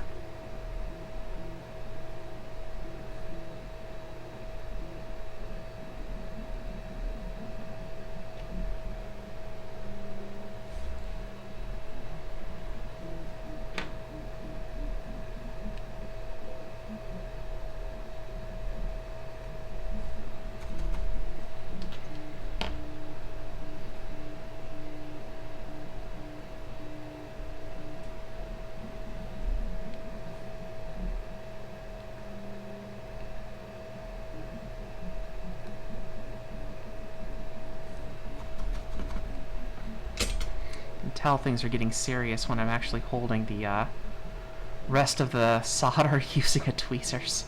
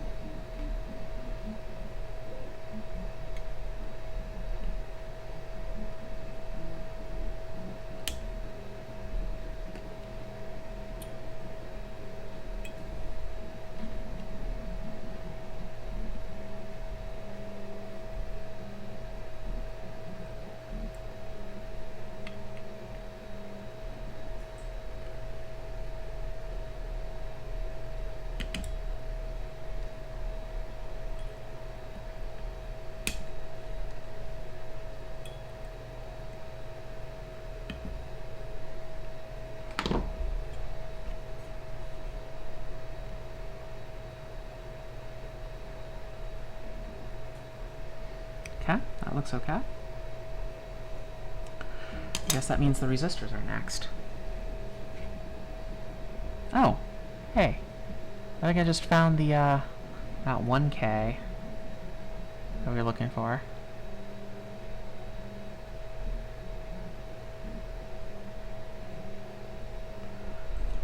Well, if that's it, then let's put that on the other board. Multimeter? Because I don't remember what the resistor color codes are.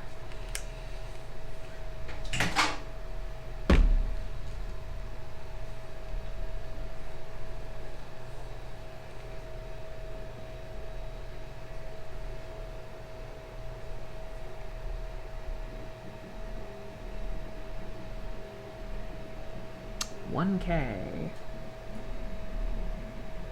$10K. $10K? Yeah. 10. Okay, fine. I'll get out a chart reader.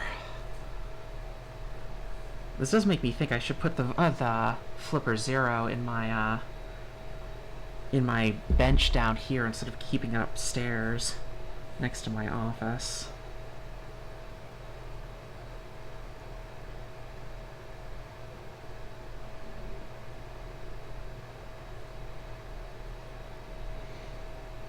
Brown, black, orange is 10K. Yeah. That is not what this one is. This is a 1K. So that should be red. Red, Kazan, red. Extra points to anyone who picks up that movie reference.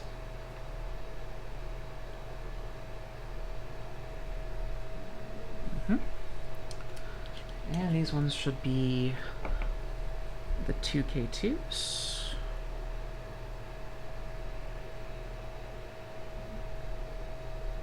Yep.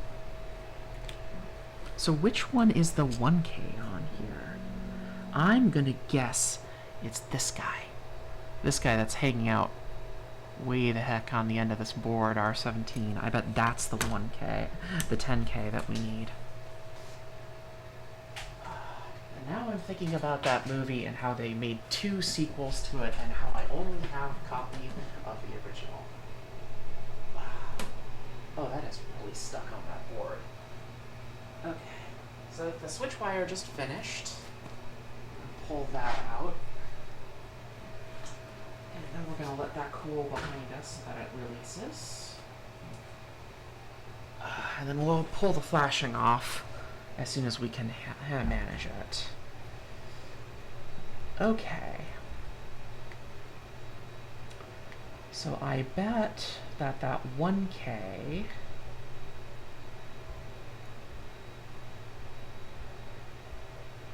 and we're doing 2 different ones at the same time. Front panel kit, front panel assembly guide. But where's the board for the, where's the instructions for the board? I must be looking at the wrong page. Okay, there's the schematic.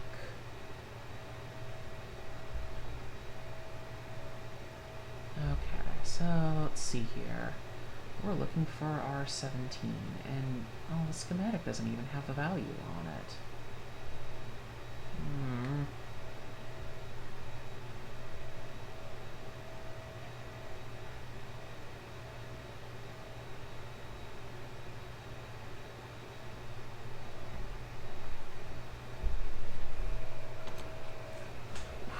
Okay. So now I actually don't know which value is which. I mean, it stands to reason that R17 being way the heck out here and a completely different bank of values lives there, but I don't know where the rest of these go. They're not marked on the board.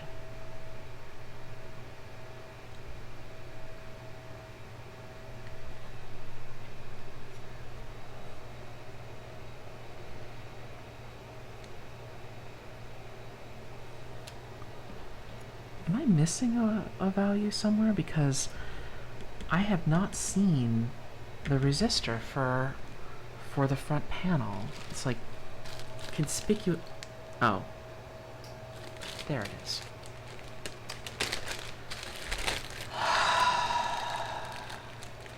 Okay, definitely getting tired. That probably means I should probably consider starting to wrap up the stream.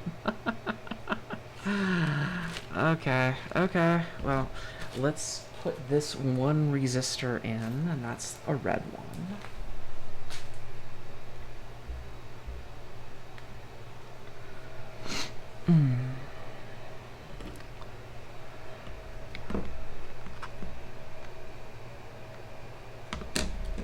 Let's try this fancy bending jig. Will it actually work? Who knows? The answer is no.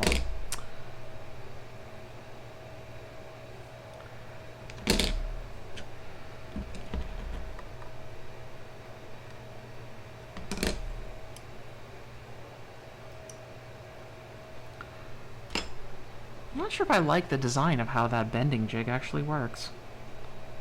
Feels clumsy.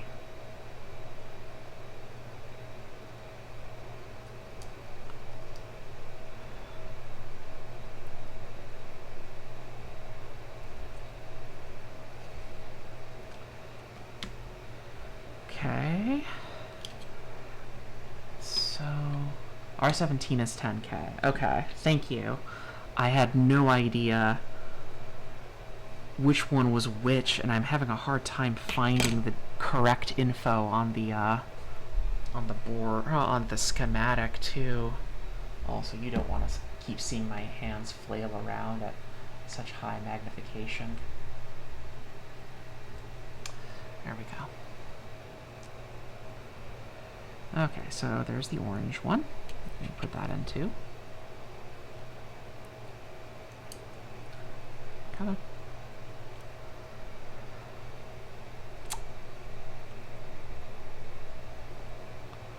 There we are.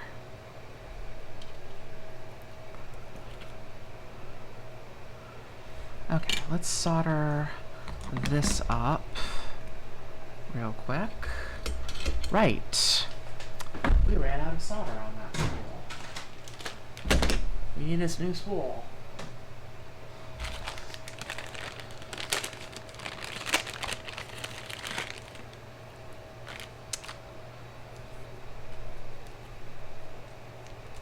Let me in. Let me in. Please. Fine.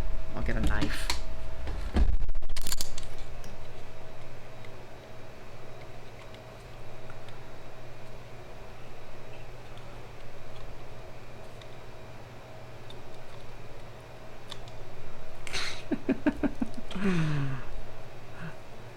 Okay.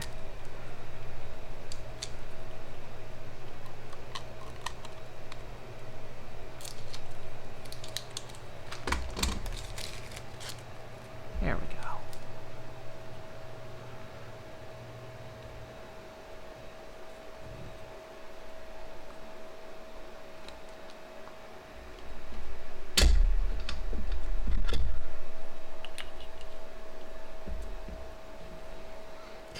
This isn't filament, Wench. You don't have to keep holding that down for the thing to unspool.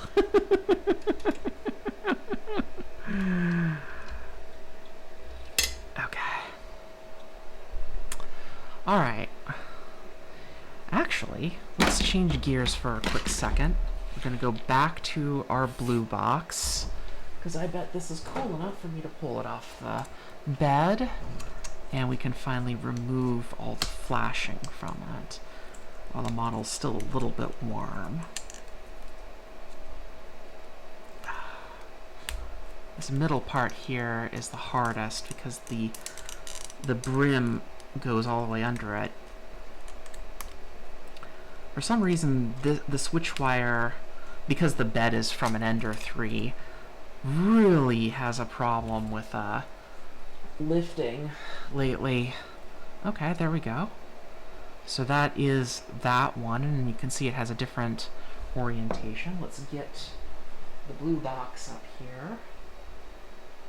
I think it's these two, as it's on this side, I think. No, Yes? I don't remember. Which one's the failure? This one's the failure. This one has the that on the wrong side, so that's garbage. Okay.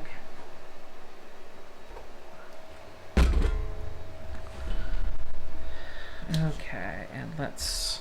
You know, I bet I can just do that with a magnet. Of course, it's magnetic. Why don't I do that instead?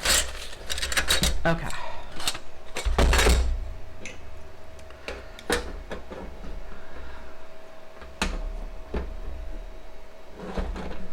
So, I know this is a little bit hard to see because the bench cam is not at the right angle. But that goes there, and that goes right there. Perfect. The only concern I have is that might be I might want to shift it over another 10 millimeters centrally. But maybe not. Maybe this will work. I'd have to put in threaded inserts on both of these and mount it. Although these are prototypes, and I'm not sure if I want to do that unless I want to reprint them in ABS. So, should I print... No, I should probably slice up the right front, too, and do that one. Because it's really only this one here that is not going to be there yet, because that's going to be where the power switch is. Okay, so I think that works. So we're definitely going to have these 2 feet attached to that when we get this mounted in the blue box. I just need to finalize the design and print off these columns in ABS instead of PLA. Although the PLA is not so bad once the switch wire warms up. It tends to print pretty nicely. Although there's a lot of ghosting on that. Yeah. And Z banding too. All my printers have Z banding problems.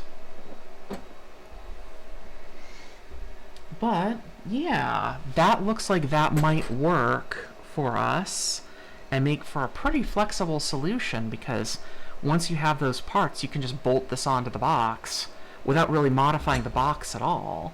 If you utterly hate how this looks, you can just tear it all down again and it's fine. No VHB tape, just hardware. At least that's the idea. Okay, well, I'm not going to bore you by slicing up that model, since I already turned OpenSCAD off on my system. That's another project for another day.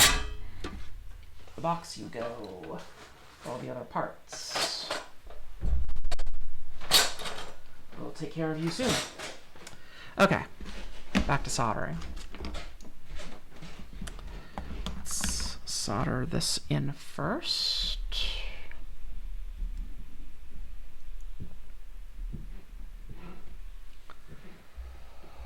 Come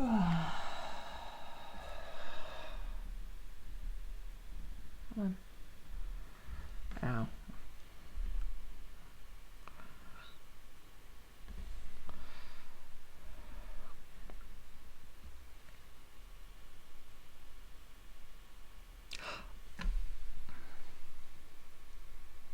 Come on. Just a little bit more. There we go.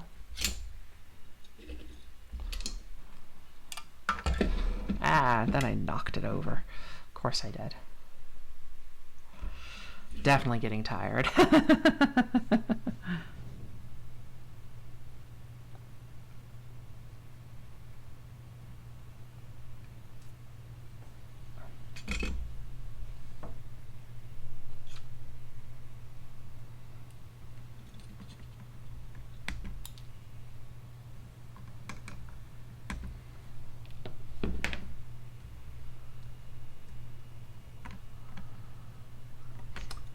Well, thank you. I'm glad that that design's feeling pretty good so far. I think that if it actually works out, it will make the box look a lot nicer. And when the box looks a lot nicer, that means that people won't be so concerned about doing the fact that it looks that it's not, you know, the standard box any longer. Okay. And then we have this tiny resistor, which is on the end here. What is my housemate doing up there? I can hear her moving around, and because it's an old house, you can hear everything. I can hear the cat walking around from down here, just because the floors creak so much. Where did that Allen key go? It's over here.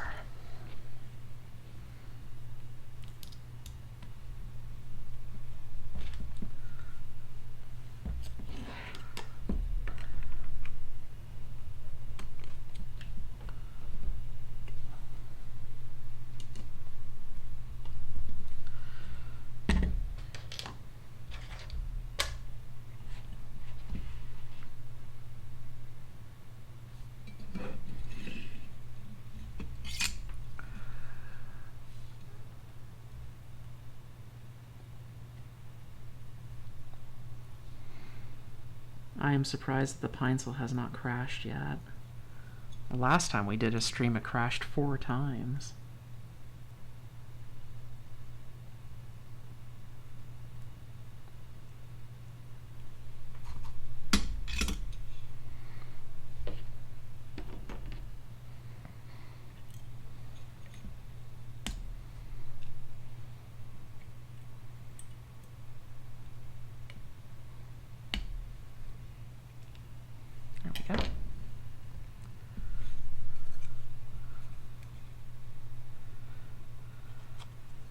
Okay.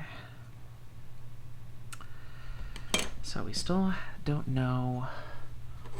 We don't know yet which bank of resistors is which value.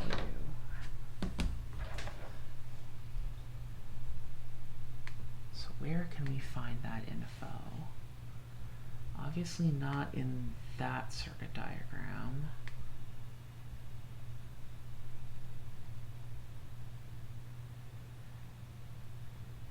Okay, so R1 through R8 are all for the LEDs.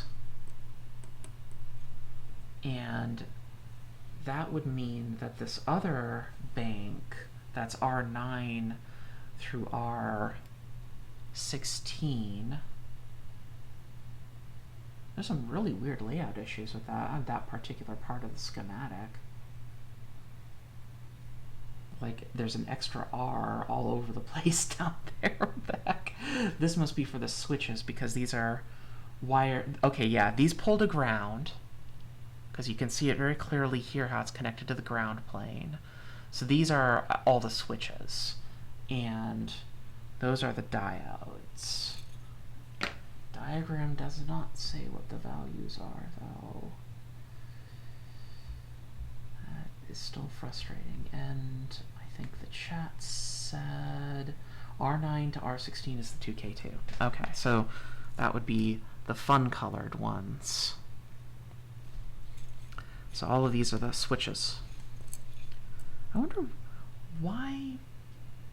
Oh, let's take a look at that schematic one more time. Why do we have those? We're pulling those to ground. And it's against this 74LS245. What is that? 74LS245. What is that? That's one of those octal bus transceivers. Okay, so that's to pull that value to ground. Okay, yeah. Okay, I'm beginning to see what that does. All right. All right. I think the problem is that I had brunch like 6 hours ago, and I'm beginning to get really hungry. I've only had coffee.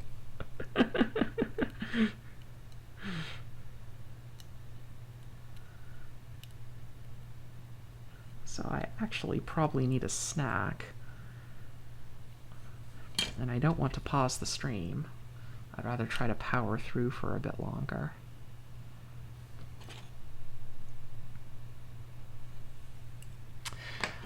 I'm not doing the camera thing correctly. You want to see what I'm doing. Never get that one to be smooth. There we go.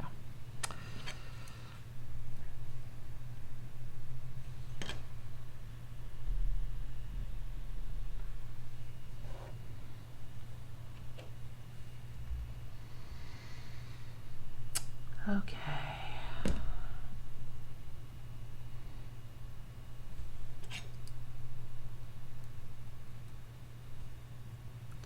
I still have that QRPO meter that I got from Etsy to assemble.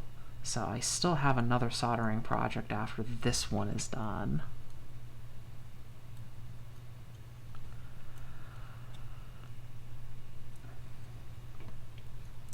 I'm beginning to feel like the best thing I could probably do is maybe even stop after putting these resistors in. Because, wow, I am getting really tired. We'll find out. We'll find out.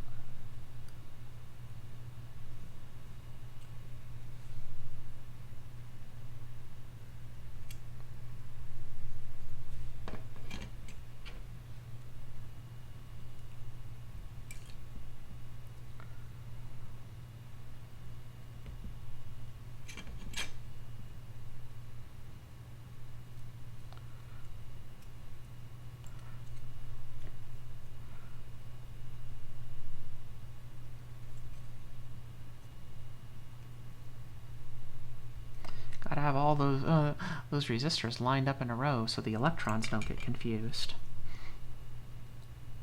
They don't care.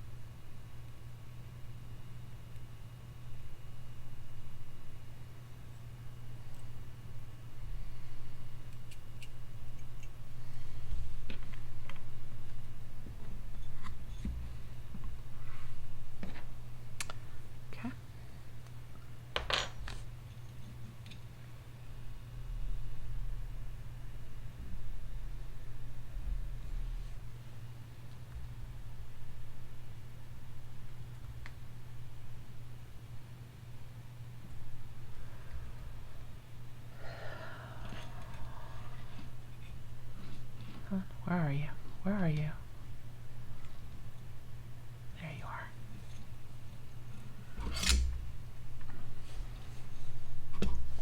Oh, that's awkward. Let's see here. How can I do this without, like, destroying my entire bench or burning myself while doing this? You know, maybe I shouldn't leave this open knife.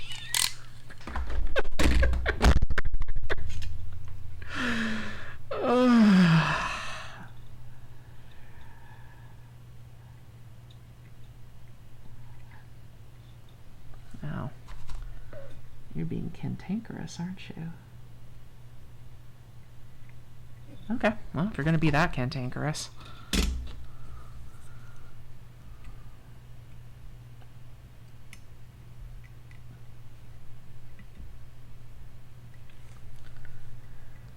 It's also just a really lousy angle to try to get to all of this.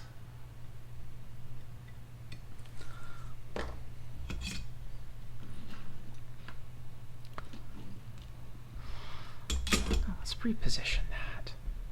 I need that to be closer to me so I'm not reaching all over the place for it. No, even closer. There we go. Focus that up.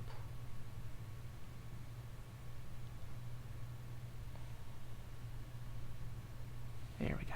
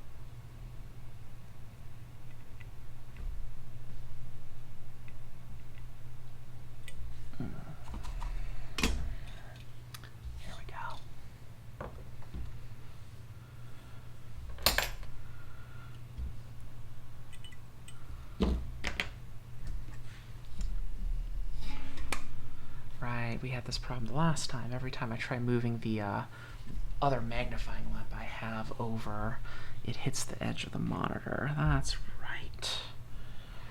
Always a pain in the butt.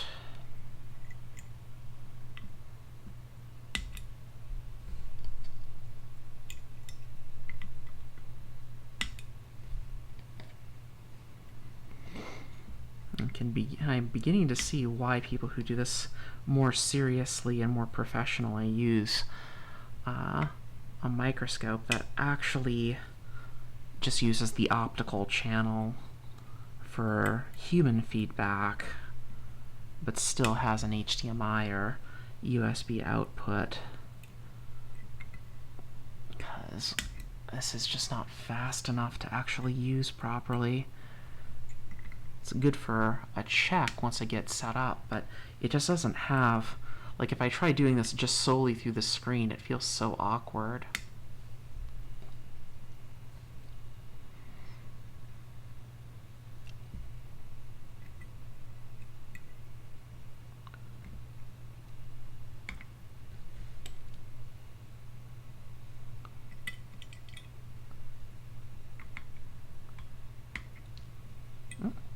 I grabbed the wrong one. See? Feels so awkward when you're doing this just through the monitor. Like, I just can't keep up. That little tiny delay drives me nuts.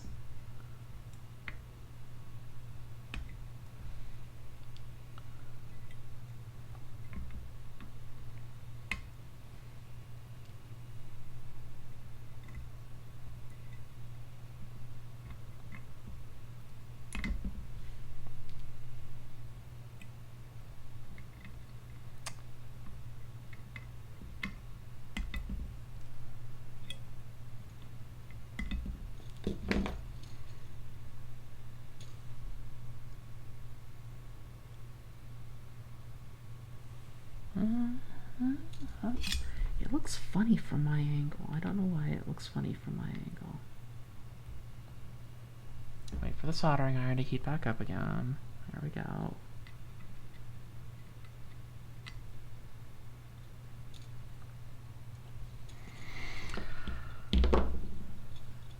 Why does this one look funny?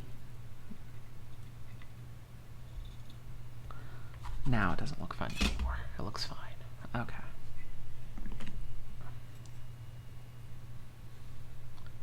Much better. All nice and neat and in a row. Okay, let's do the other one.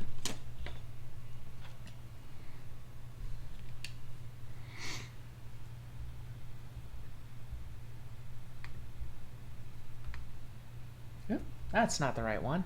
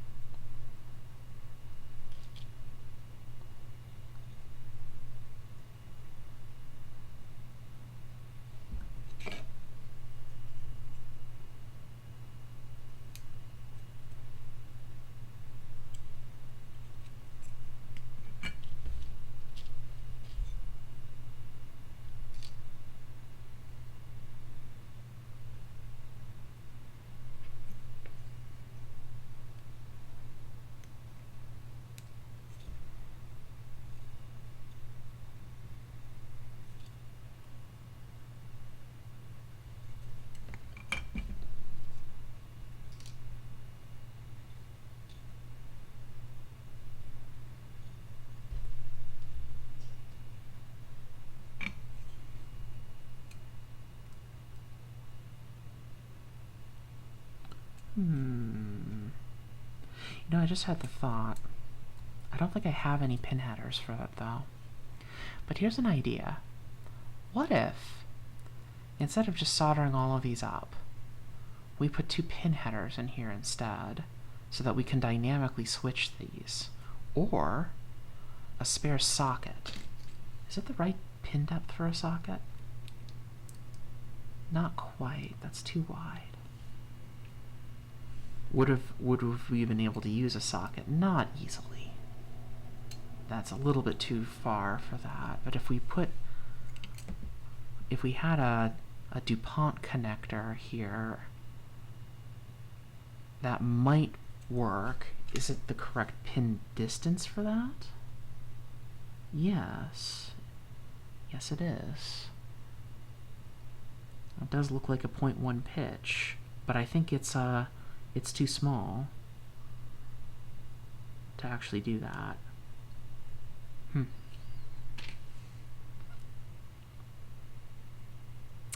Yeah. Tempting to actually do that so that we can actually tune that per instead of just soldering them all in right now.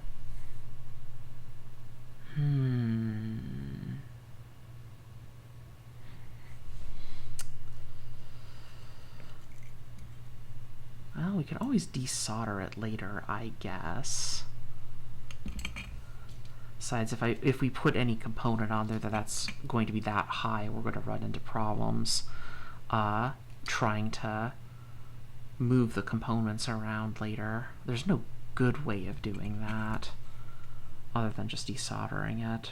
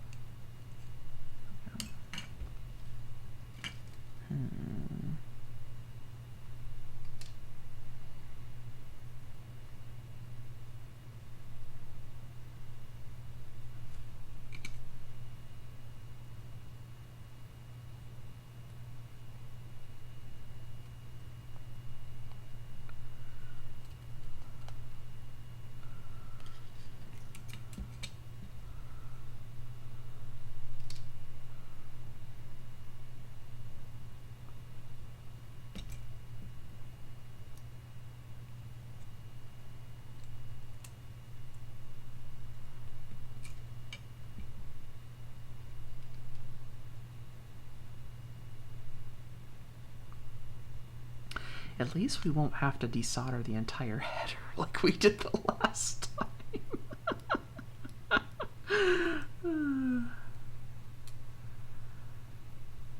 Oh, really? Okay, so take a look at the RC2014Z Pro Pride assembly guide. That has the resistor values for different color LEDs. So maybe we shouldn't do these right now. Especially not now that I'm running down on brain and wanting to just hurry through. So what if, because that's a good suggestion and I should do that, but I know I don't have the presence of mind right now without a snack in order to actually do it. So what we're going to do is we're just going to pull these resistors right back out again.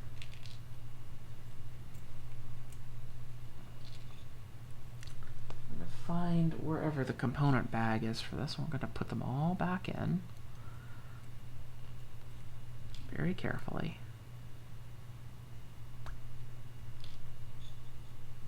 And then we're going to go after the sockets and that transistor so I don't lose them. Because I'll lose them. Let's reuse this bag that the solder came in to put these resistors in. And any other spare components that we haven't used yet. Important thing to remember whenever doing any projects is keep your personal health in mind, because you may be too tired to work on something. And if you're too tired, you're going to make mistakes. If you make mistakes, it'll take you longer, and you won't have as much fun. So always keep in mind where your limits are so that you don't start making mistakes because you're too dang tired and just want to finish.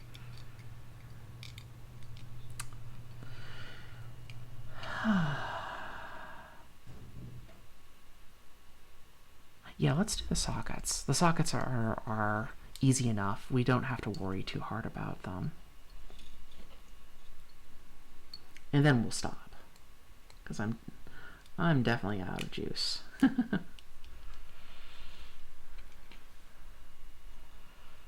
We won't even bother with the headers. Oh no, that one pin's bent. Get back in there. There you go.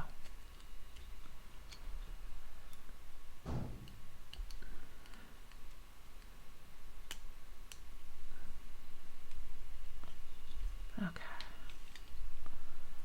Okay.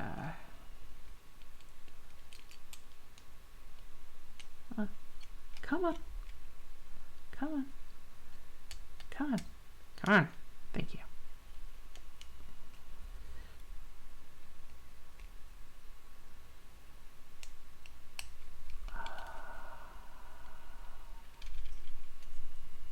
That should do. Actually, you could probably save that transistor too. If I'm this clumsy, I'm gonna hurry with that. Let's just take it, put it right back in the bag. And we'll do the same thing with the header here. Yeah, okay, that's the header. We'll put those both over there in the box. And we're just gonna do these sockets and then we're gonna call it a day because I am running out of my ability to think.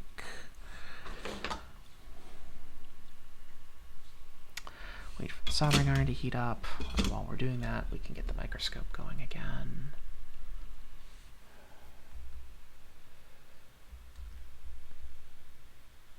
Thank you for that link.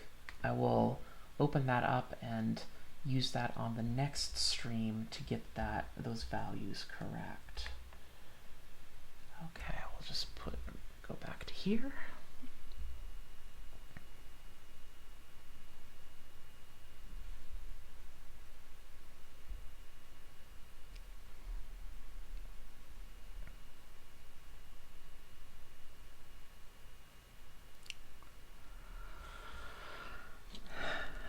No, my microscope does not autofocus. What do you expect for $35?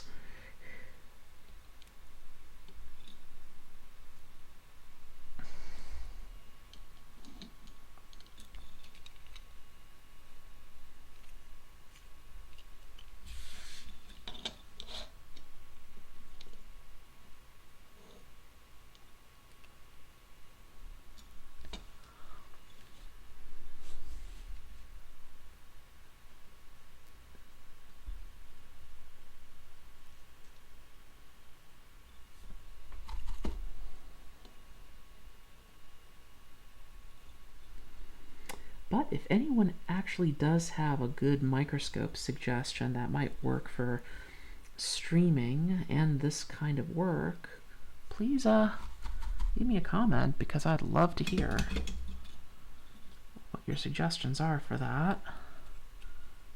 Okay, we have the notches in the right direction. Here, here, and here. Not that it matters, but you know, it's a good idea to carry it through all the way. Electrically, it doesn't matter. Okay. Maybe when we get closer to winter, we can actually think about building a QRP Labs QCX transceiver. That'll be fun. Never built one of those before. Okay, this is moving around. I need to put that back in the PCB vise. Where's a good place to put that? Let's put it in this direction. That's far enough from all of those. Where's my socket? There's the socket. Oh, there. Let's start with this one. It's nice and close. Just need to focus back up again. Not that way. That way.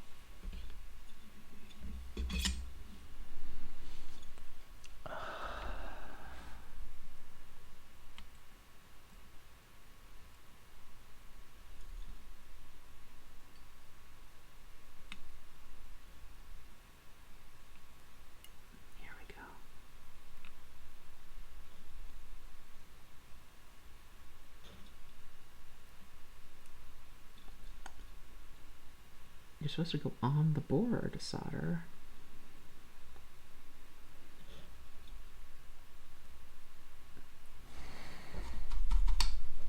Yeah, I just realized that I didn't adjust any temperatures or anything for this solder. And then I realized I don't have to because it's the same stuff that I bought the last time. Really thin, lead-free solder. I know a lot of retro people are like, but leaded solder works better. You are not wrong. You are not wrong. But I don't want it in my shop. I grew up with the stuff. I know how dangerous it is. I just don't want it in my shop. No. Everyone to their own. Probably explains why the pine still keeps crashing, because I have to run the irons a lot hotter to melt lead-free solder compared to leaded.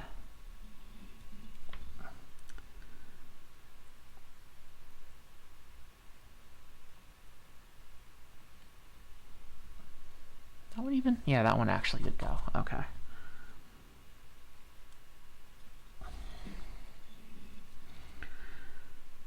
Or maybe instead of doing that, I need to get one of those magnifying hats. I talked about that last time. The little flip-down visor-y things that jewelers and some machinists use for really small, delicate work. So I can actually have an optical channel. Those aren't that expensive, but I'd still have to work it into my budget next week. Actually, 2 weeks from now. Because I spent so much money on Luna stuff.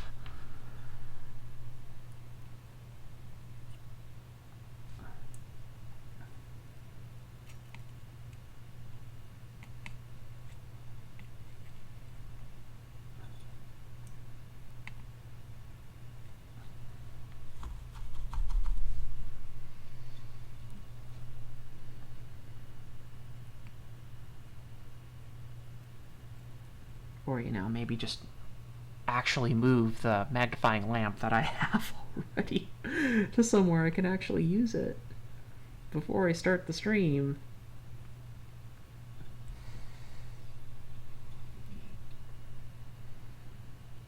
Okay.